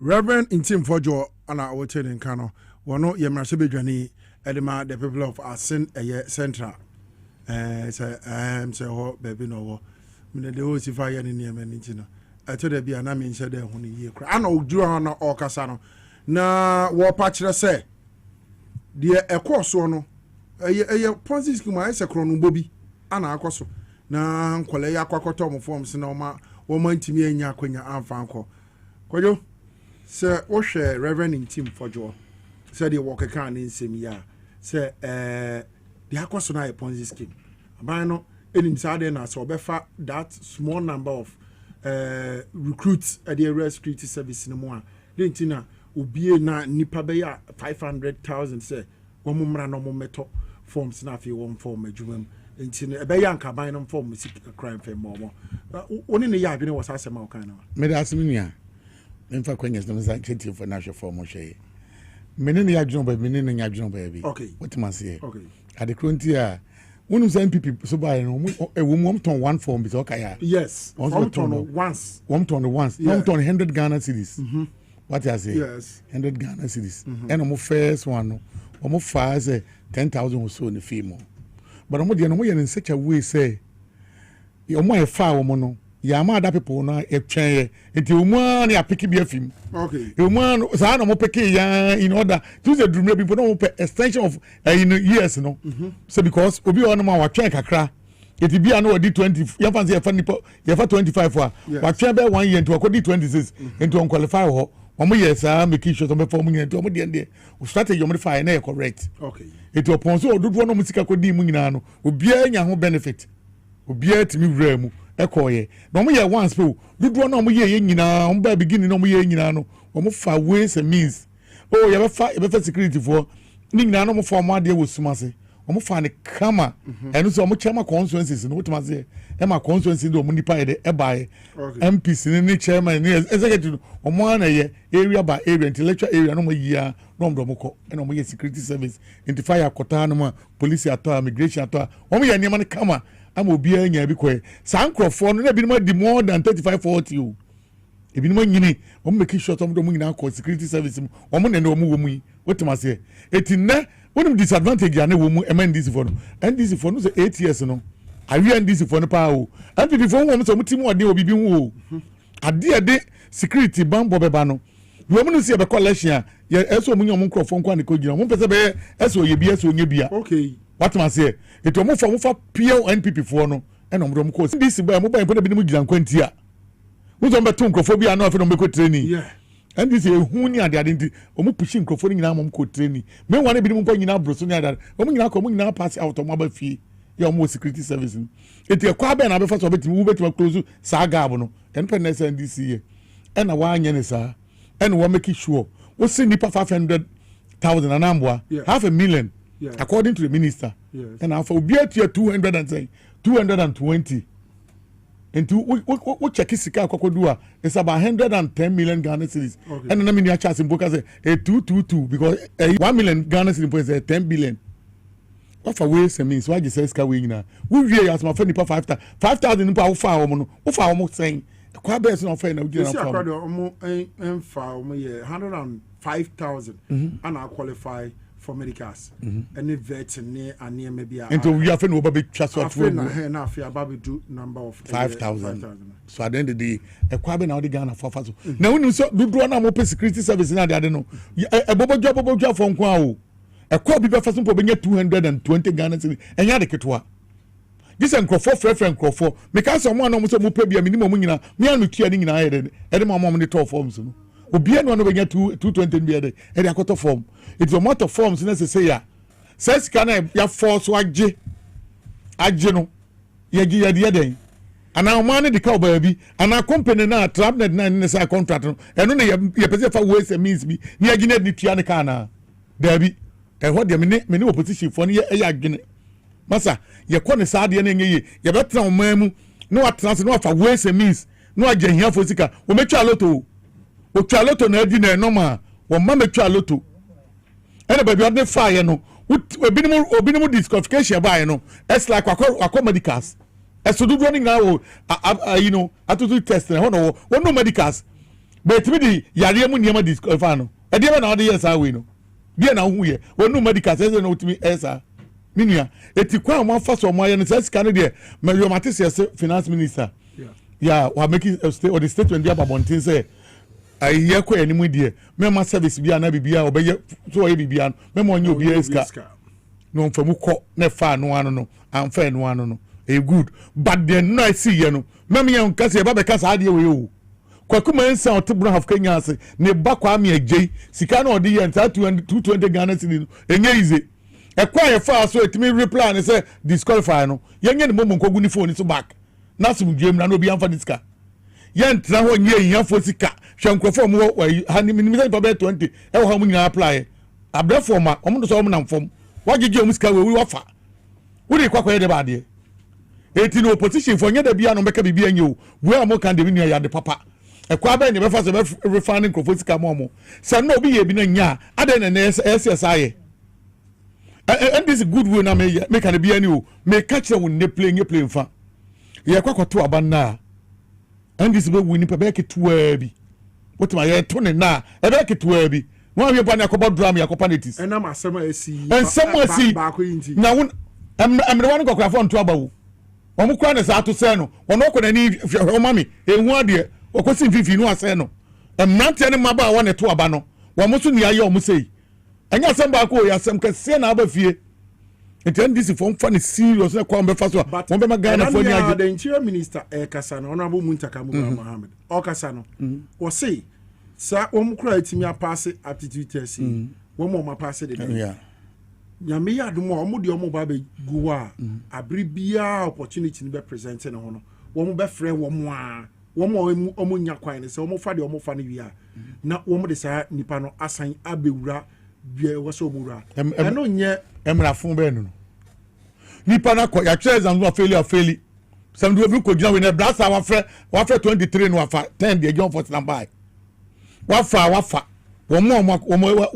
wo disqualify no man pass no wo ko fie and omo de omo ko by 105,000 na aka no se a pass omo yi de omo penny when na make say wo ma appointment bi won ma no ahwe ni yi what to the age ababeto ho obi at 10 age aka 6 months na bro so wo so ne kwato enti wo fa biem no on try woni nipa abefa biem no mo tra age no ovia mo kasem na mo ahwe ni ade eyi emfie da ho no obi dia akaka na owura mu o na qualify no obi mpo betu aba say we na ka be 2 months na 1 month no qualify but because that time na nge no yi na pick the camera so at the end of the day won no amfano no mo nyina kogu abontia na ba wie na say age ni nyina apa ho a wo be ne den etimi ni adame ka che Honorable Muntaka ne say ade na position na ade ama no wo ba na wo ba be kasa de wo kasa na tie no mutie o ye wie be nya loopholes because won't be make asem we wo pempa ho amo eti nipa 120 no so ide eti nipa we na aka na 380 na aka ho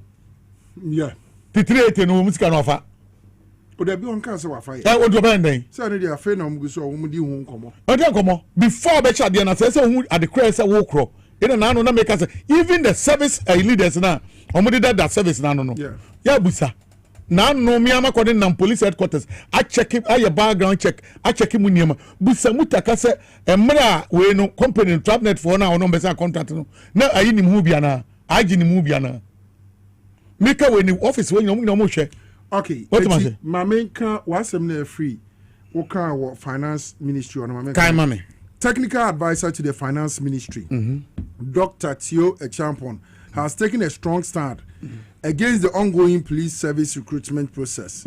No citizen should pay money to pick and fill a form to apply for government job, including into the security agencies. It should be illegal.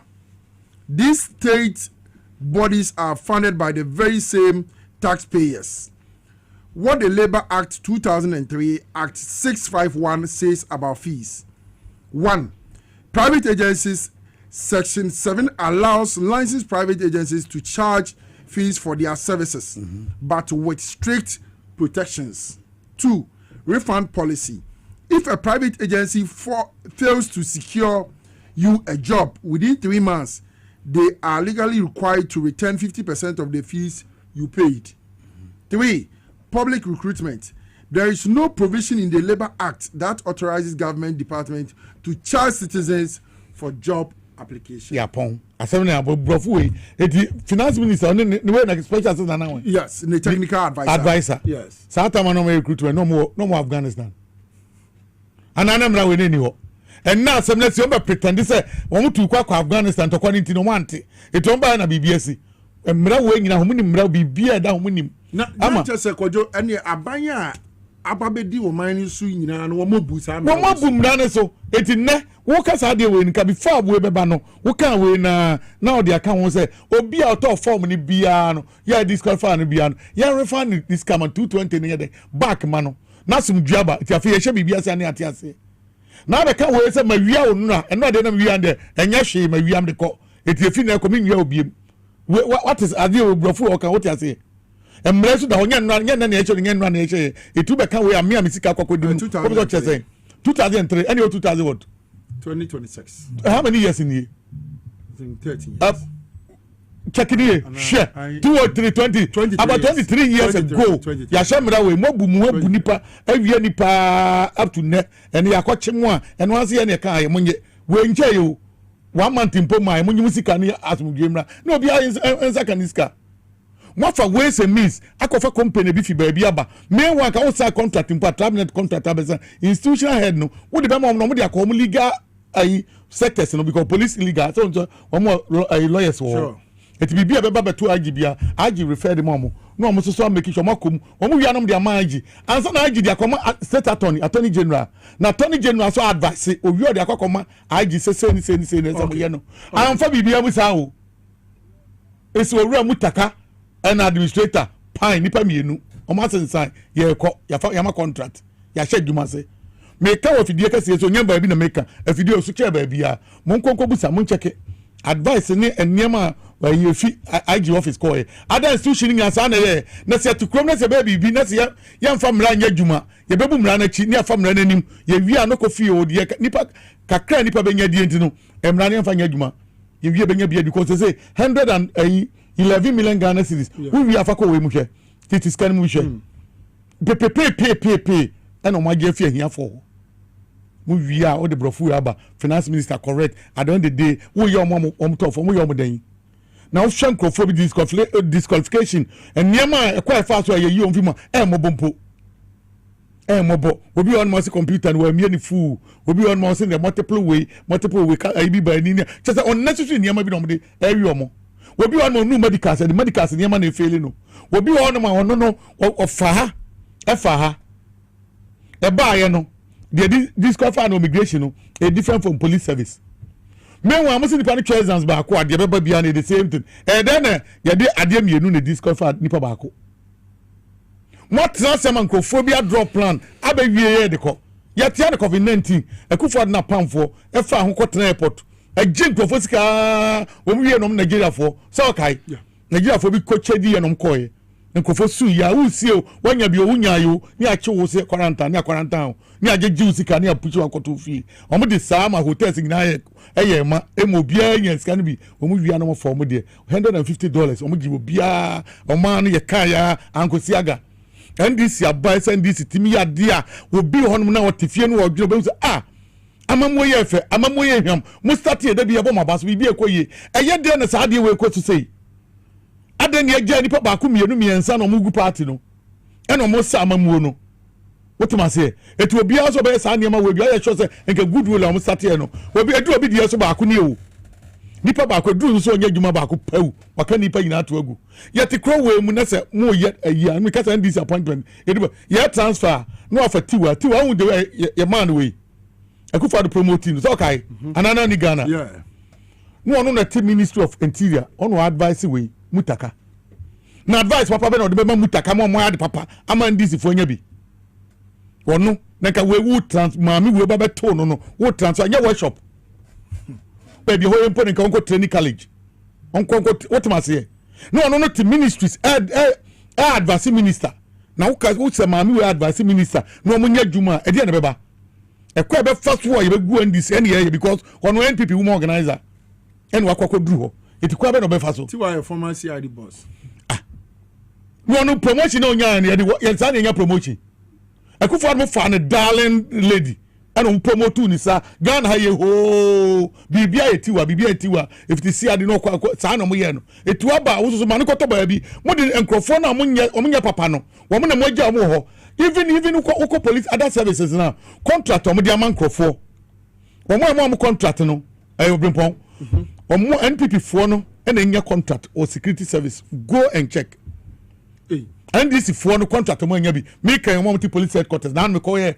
Miami sec be 2 weeks and this for no nyina mo pension na ya mo obi a contract mo nyina de su ko fie ya the contract na NPP for mo makam na mo yesi ebe na mo ne trabu ya ni abri peti ebu a ya nkrofo na bresu di mate sam na so so be so system a wo se ye onko fie NPP ni na no question mu on continue no nkra ya mo 2 years and this for ni ko fie it is a kwabe na ebe faso a ye betu am ye nkrofo wato mu wo ba bia be fa bia ne nkrofo obre ba bia be fa bia ne nkrofo obre adentia emfie dudu ani partner fie abra ye nhyehyeye aboa ma party aba nkrofo do mo ho odin ebi do musika bi do chese election ko ye collection we say full vim de be si bia na nsi ni pekchini sa makati wonam du ba bi on the voice ma the whole Ghana yakoba 10 times abba be du kro we mu a say ni bebu amamoi mu da mo ye bi ni a ko ye den kan haye ye betima trase ye betwen what ma say ba nya hwe kwade papa e na edi ade ade anya hwe kran kan ye na mo be yam ye ko opposition man krofo we aba eso mu ye nya good we akonfo nko a o ana kwa wa ko fa reverend atani din ho and we lead the akrofo team and we dey namu no mo ye niema NPP we na ene nansa niema boni o moye okro we mu ade o moye ankola nyina anim mo ye saa kofa niema kitinkiti we amam krofo su ama ne papa na mo ye nyina yira ama mo niema fo na ye no wo mo ba ese party papa bi and this is NPP party can you say bapa wa biem e kwa akufa do din krofo faso what ma say ni na wo so mo ka play na asem ni ade so mampani akofa play na wodi ne brother play na wodi ko ba bi yet kro we think we are president na ka afa play na ka fa play na wo chata nke normal wo ko na de ko ya de papa na the business bro man na e good obi anka wa but on fa Ghana for plane na on for band entem se wa broni na ni sisi eti se no na mutim na mu di money enu nti na Ghana for ka se mo na mampani ne brother nyankopon da Roma wo ni sika 2024 wa order ne play mu time otian bibia ya ye dia brand ne no ahwe na no ne brother etu kwai self share ne brother etu kwai okoka be 3-4 day no ntimi ko ba bi oko president oko program o etwom ye ntimi ntwa o no se de me what ya se metima to bi ni de bra me ma onye sa ade no enti ba bi ko bia me de wo be ko bone be ni we wadi bone anya hwe cross wo de anya hwe ye ha e chata play na am sin kon fa kon no fa by force on fa kon wa be buso bi fuel ana be buso bi ye de fa kon ne ko Ghana dia ye beto fuel ye be bibia ye beto bia beto we si se fuel ne beto e beto obia nka so achata bibia ne brother de no de ko emno tie rubber and dia charges bia wo ho Ghana bibia ne ho bia no man pani po beto take decision se fa kon no na no ne record service by bia me community fan kontimi chata plane me ko ya de papa okoso de papa beba eti sansamfo no mti akura na sidi no wo munya akura na kromufo ne enya ehunto omo because at the papa ne Ibrahim amaye no do ye omo abusia no ye obi a wonye sika ene ye obi a wonye din eso mtimi bo omo abusia no bai etoto niema niema kwanim ne brother watoti roba tramuni enko ema na ho so wiase nyina omo hu enne ne nkofo to grenade ni niema ye to kwa betimi dia doje onko fafa akon akufo do dwari mu ama fa akon yatete ensuo so kwa de bebre mu esei hwe niema na otimu na oni se wa bro ni ye na wakwakofa de na ode kwan yiva on tremu ne mfa ne kina fa akwa beto ne beto foforo ba se say de Ibrahim atobi de ne be na ye be kokuma se next week ye kokko program ye de road ya 10 years ye de ko oh sir ye masu kwa papa de kokko so wi an de aba wow na se ambulance ye no ye ya wo bibi what ma say if you make a show Ibrahim ama ne say wato no ye no se beto use old jata no mini makati wetu use ebi no mutimi use o make sure to benya plane be as 3-4 na mini anika ni on fa man ni mfa kokuma se ni akra amra de wo wiem na ehu like onye commercial onye hoka be 5-2-3 bi maye ne dream fan come down no ko beto mo no okay we mu do mo ko ade gumura mu no mako sesaba ye suro sa ade no o maye mu ni bi ko jo mi dance ni amfa Ghana for so deserve better mi dance ambulance de we use no just komo ya across minority nsemo a wo ma ba be keka Ponzi scheme abanfa recruiting si wo mo ana mo kope security no adwuma no woman form sika and fair mom. Says me, then I will carry a found us. Stone boy na atununum. I say, Nanu we ne cover by you. Giggy. Nanu ye ne cover by you.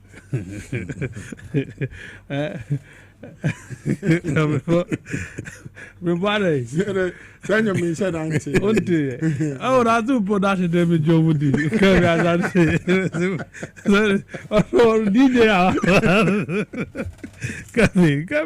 Come in about no money.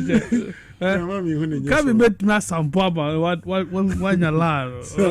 No, and the cover by and no one did.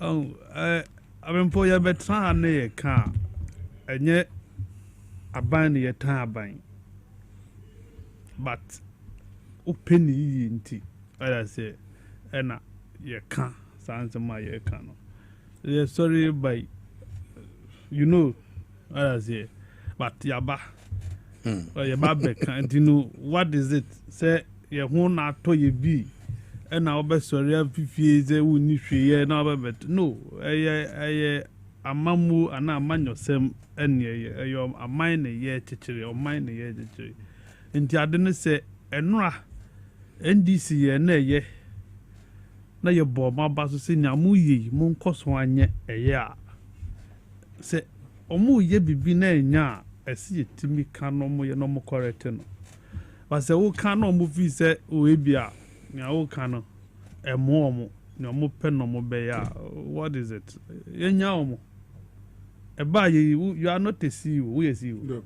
Who minister, who appointment, who not board so, what do two is but we will fool say, as in you track and ya no nims and the church.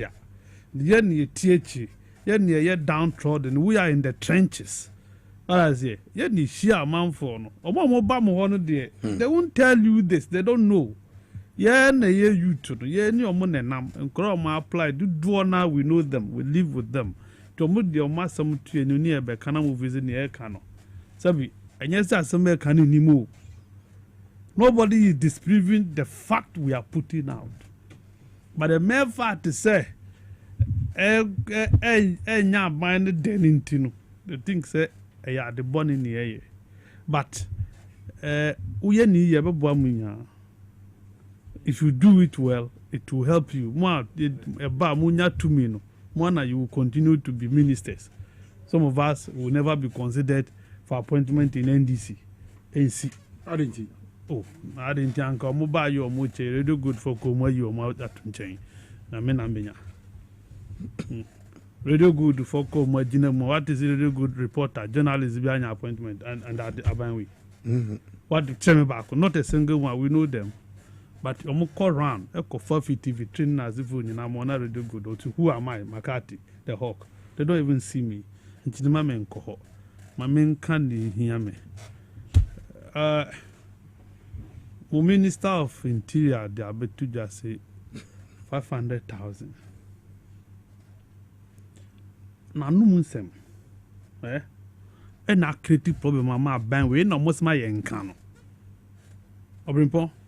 Or you then konya 500,000. Breakdown here, then.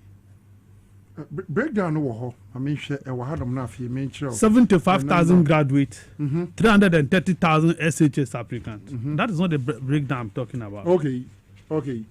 Yeah, well, police. Yes. Do not send apply to police. Who can break down one? How many apply to police? Okay. Say now apply to immigration. Immigration 180,000. They apply to immigration. Fire service 124,000. And prison here 71,000. And no, me war currently. You see? Yes. So technically, my main card is number after forms near 125,000. I'm telling you something. Obia wato police form. Yes. About 3 of them.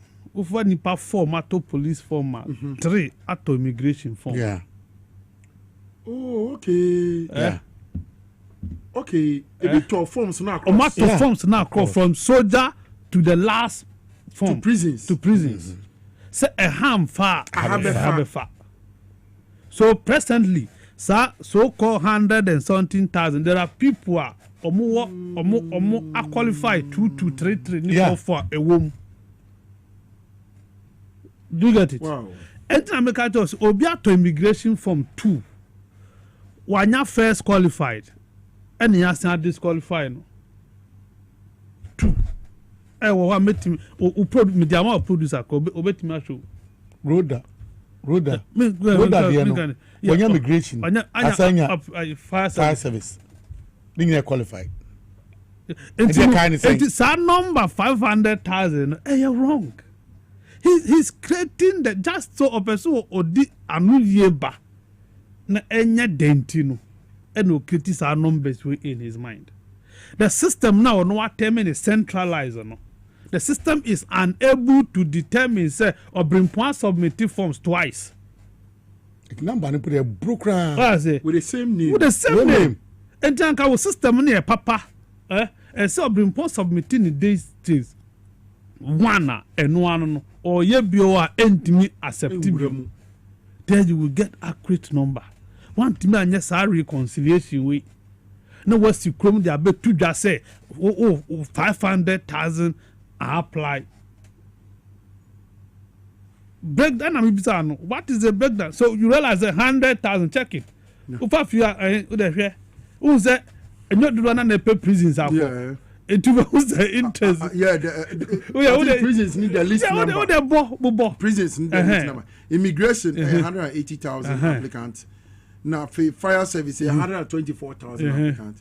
Prisons 71,000. Exactly. Police. For police, most the police were high. Police were high. Yeah. Police more. Police high. And a soldier higher. Higher. Yeah. You got it. That is it. And on the D number no acquire a double counting. And I'm a minister now kind of applicants. And they are good money. Yeah, you know one and do 500,000. Now I Airwork Stadium 40%. Mamu yes sports on Airwork Stadium no. Na 40%. Nipa call Airwork na ko bu fast so nipa 6 e fam wu ya no. Obrempong no mu 30,000. Airwork the bed. No. Airwork 15,000 per bed. That is the point. And where is he getting that 500,000 number for Diabetuja and Diabetumu Edi? Why are you doing this to your own government? Now where your campaign for my young kind no train the Pamamu and Corretimu Niama. See, would you want to qualify? 500 will be doing show. And the garden is up when the Omego unity of you. Would have been wouldn't road at the room. Omei, when Omego delete road, and you know, depend on one depending. That is the issue. And never who are you, Nima, Mumpenipon, you don't meet people, they don't tell you, they don't show you this. And then they are some Mayeka, and a market, and a market. What is qualified amount for? Now, no minister reason would buy and say, a be a training gun no more diabetes, a be a weed smokers. Obrempong, so be a weed smoker, and he near determine wisdom smoking. And your hospital, you know, and your medical, Debbie. Diabetes. Maybe I saw Marco Quachino, training ground, training ground, training. When I got training, now when I got training, now qualify by no training. When I did not go training, Tiaubeka, amount forward body selection. Body selection. Now body selection, body. No, body may be Obiako Genetic with a one year will be free body selection, Munonzo Omusuye. Amount for didn't cry for body selection. Amount for Suye when it got to aptitude test. Aptitude test, no, we are say computer, the same camera you see anymore. Obrempong, so uteni when you say ya, and no, the system automatically submit questions. Where we? I assisting questions. Who answer one to me answer one, I want to me answer two. That is the system which I can build your tribe. So if you answer question 1, you cannot go to you. If you have not answered question 1, you can't go to question 2. Yeah, you know, story course school from primary, JHS, SSD, go to university. Your mouth question paper, ultimately started from the last question and answer the bar. Who we are, examiners to be told for so who we are, men pray home and submit it. Take your time, go through. we untimi nya ne saa uja do system na pa na no asubmit utani wanima na ye enti wo hwe a yes proctoring ultimately say you disqualify obi as if you have been disqualified for multiple proctoring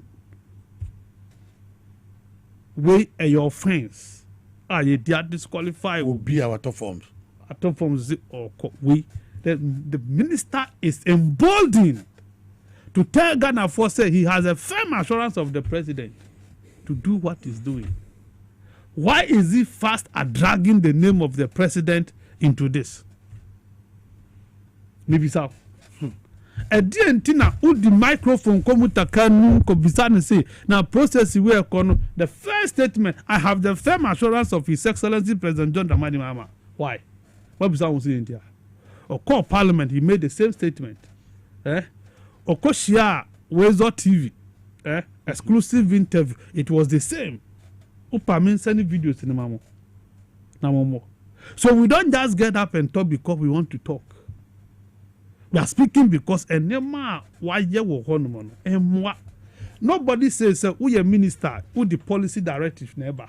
You give the guidelines and guidance and what have you. And to buy you pursue a review recruitment process no. And to before mo be sha CMPO no we need security service heads no. Mo ye nhyiamu. Mo adwendwen ho, mati committee or mo ye review mo the report about based on their recommendation then you start.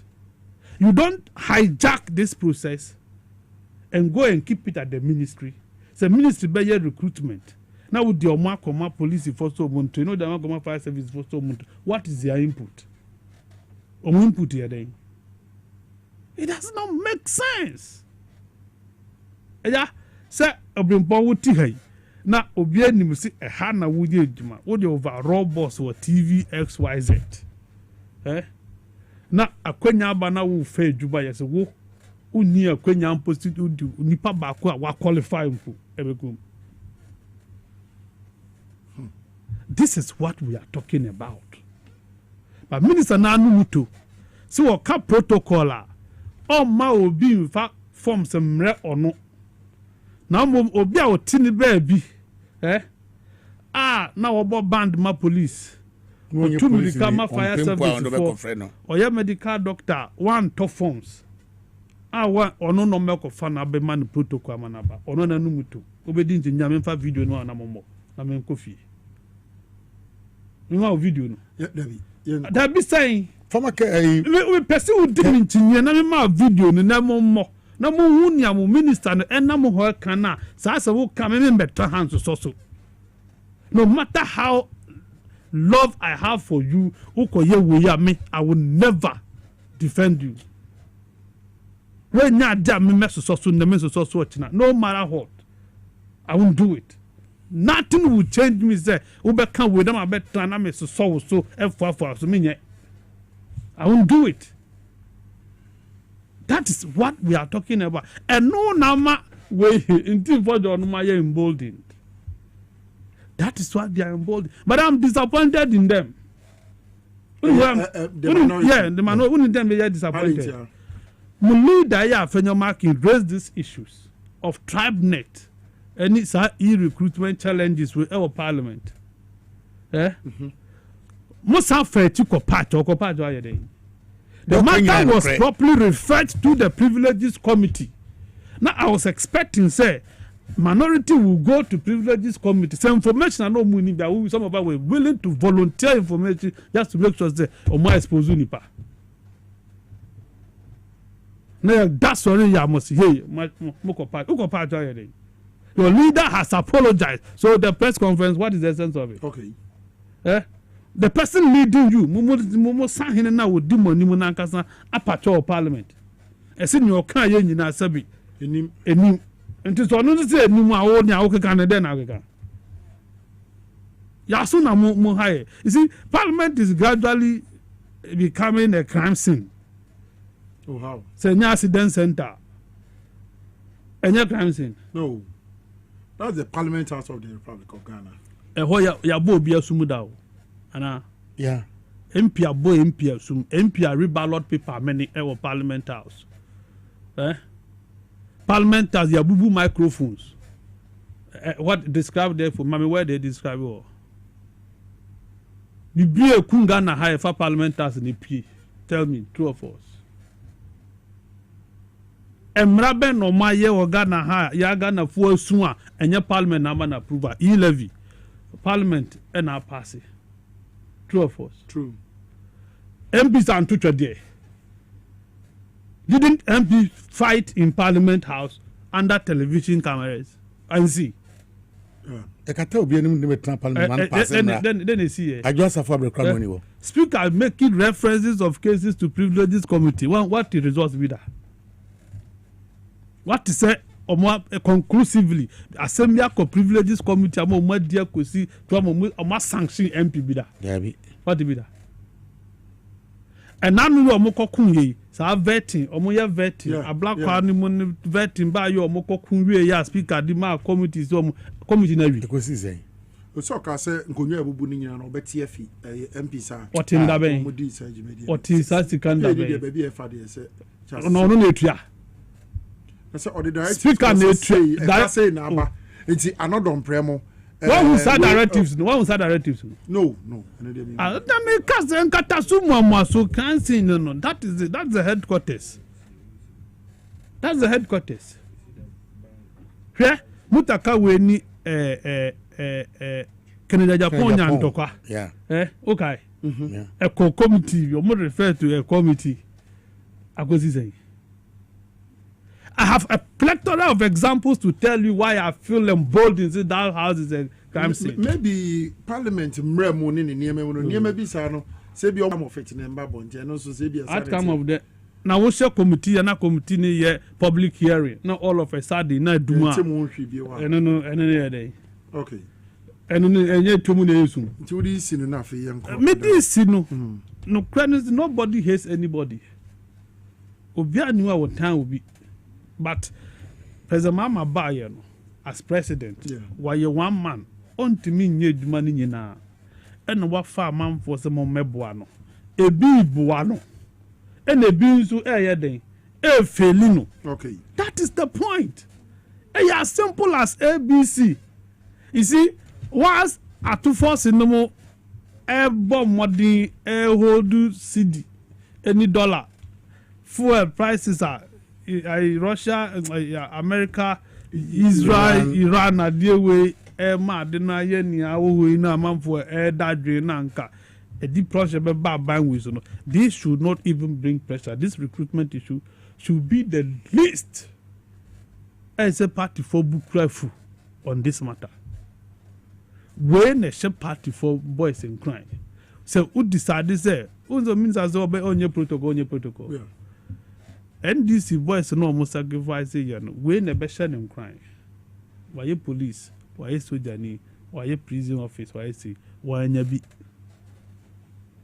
Na o say dinner temaka ho. Atem din na ma mi bumbu fu na. Adeni na o ka wonu tum se won kasa e na wona o baby I would have been better. But the kind of interview, the kind of explanations I would ba no ya bufu like a sharp bufu is heart wrenching. That is the point. Aze so ko kase ni 500,000 police here akromfo no one here obeti omo. It means that 5,000 500,000 we say 495 495 omo nya akromfo. Thank you. Na 5,000 into omo. Charles me that say. Oh yes sir. Charles yes you see say obi sumo ko di nsu a ye nyem mo bubu bi asantefo bebe mobu. Oh, sister, will be a joke with Jinsu, Katia, and Tayatin, Channel, BB. Oh, you have to do with betrayal, being on disloyalty. Be I say, you undermine people, any issue. We, me, I don't support the idea of refund. Okay. Me support this idea of refund. I say, form so now you best standardize it. My main can't jump. You see, Dr. Manibuama, may he so rest in peace. On 21st July 2025, and meeting the press, Government Accountability Series. A one announces say, on 10,000 national service persons, military training ground, they are training on. And had done what can say, the military nkwa soldier nkwa be for 12,000 soldier the entire America does mutaka figures no kre no or see soldier nkwa military they will take 12,000 in 3.5 years. 5,000 one sector and I said only 5,000 soldier nkwa for 12,000 in 3 years now back police immigration fire service prisons police omu nyina in fact 5,000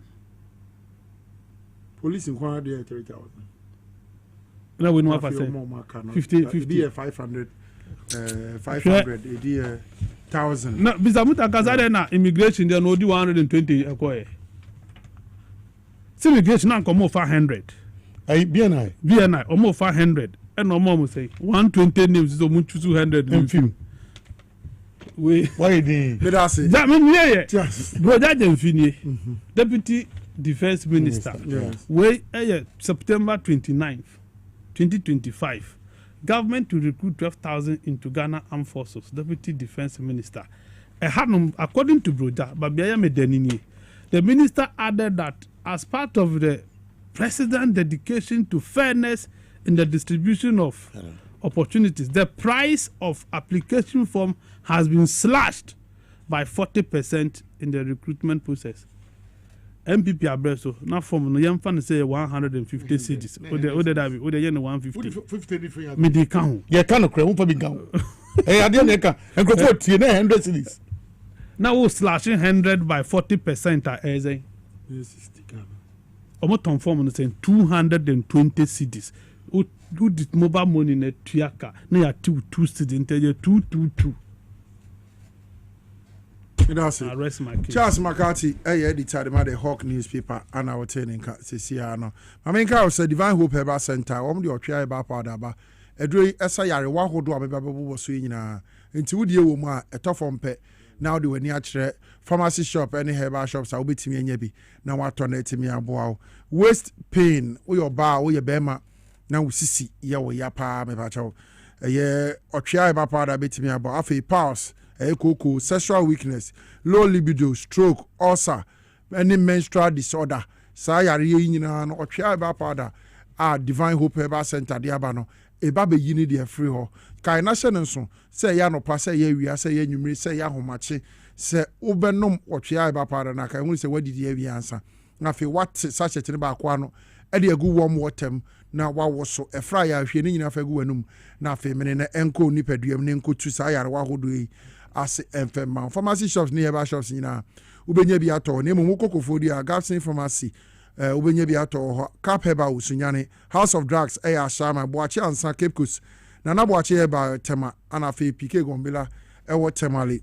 But Modena friend number say be announced to PBA to Aton, on Bejo no Mama be to Aton, 0591 565 557, 0591 565 557, now 0550 639 037 0550 639 037 or try about powder or see Ujana Showa wow beba power specialist ever say one more dear a ban hepatitis B yare crowd ya and your men think more feature feature or more tenete or imagine one bus body baby hepatitis A B C D and E unya di bedu ma so ye enya de obepie fie no na sa hepatitis ne tu so bi na enya no kwa no mosa almost fatty liver, almost sciatica, prostate, broken bones, ulcer, a swollen neck, and a fibroid.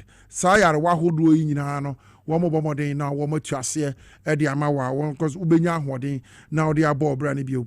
Oko Kumasi, or branch no fiase, Kumasi fiase, Lake Busun Chokwana, so opposite Josbro filling station, Ubehu power specialist about a hospital, branch back or Ubedun Kraya, a Kwabenya Pokwasi ACP road no so, a also Ubehu no more, now Kopiemo or Takradia, a Omo Anaji estate, adjacent Anaji MA primary school.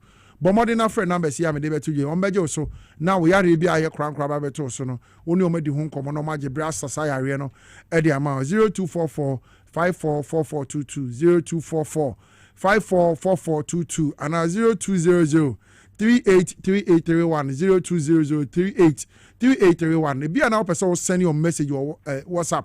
But your number will be sending some message, you know, and no sooner than about 2 John. And here 0345 797878 0555 797878. Now, for power specialist, Herbal Hospital for one more agile. So, you're 12 million so at the amount. Now, for ya name, Quadio Mebaho. So, Besha, I'm saying now watching more.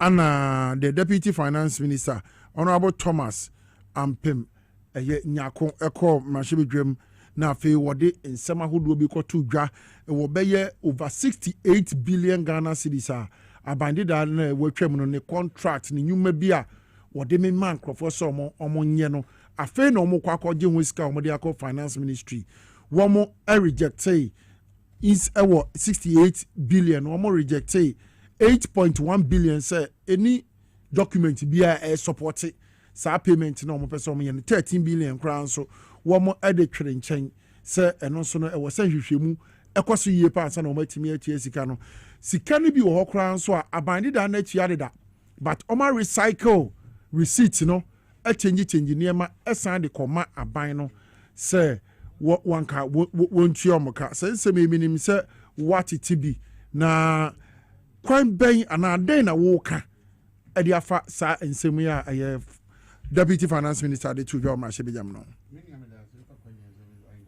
Youth organizer. NDC Robert. Why are they a young man? Because was a Ramadan on way Muslims, was a Medina don't Muslim on one enemy Shia no around Alpha Hospital area more. Whom we can package come or Chema Muslims why are they? Wow. I mean I'm a Muslim go for BBC me can. Oh, Abrantian. I mean, it's okay. And I'm so Chama was also going you be fasting, or be anything. So, boy, and I had him, be and check a saying power. I was sister of yours, Mr. Showy, Upe, because Upe, ever come, uncle, ever come boss, and tell the old shaft and what Mimi, I know me, Deputy Minister. Nano de pa.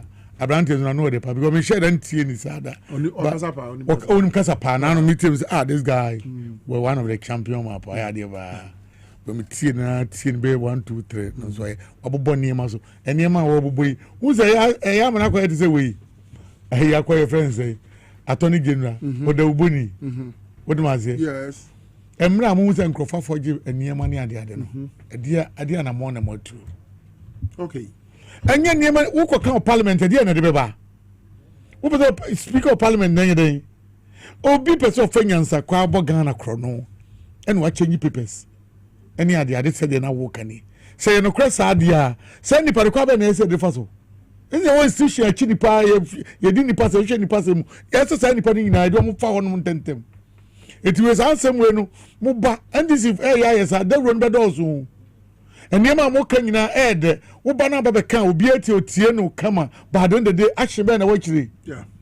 Uba Parliament Baby John action ban or yet my way and a Kufado and then the man ever form and Ubana tideway, the majority a caucus. Uncle for be better Parliament.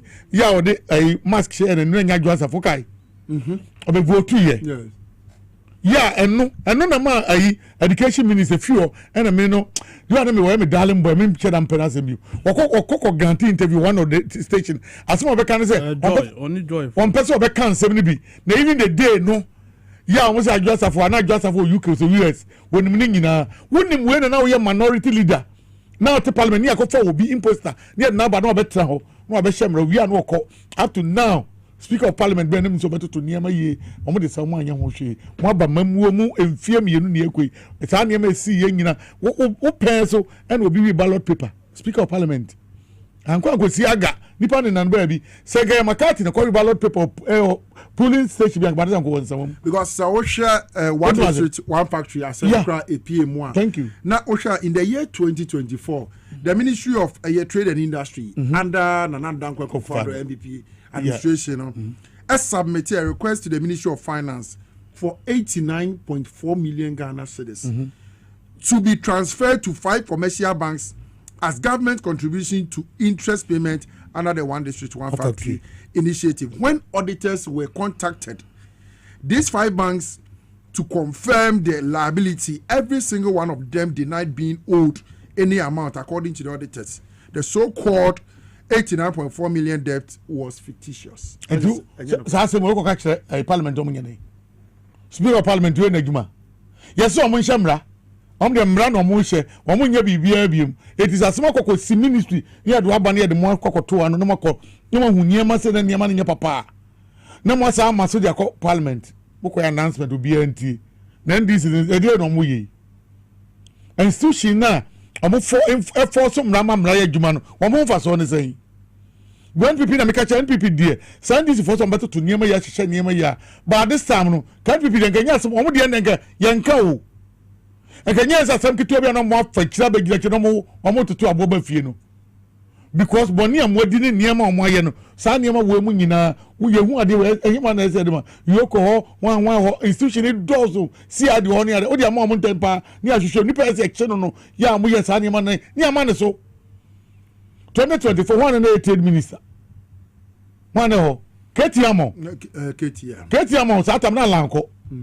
What must say? Sanko for nam one nam not to yam piano di atem. Sanyama we na show moto mweja yo fa no ma wakota parliament ka brofo fefefe brofo de etia ni age but then the day the some ye no party for na ni gire mutimi nya enam no ka say untumi nam so ye campaign.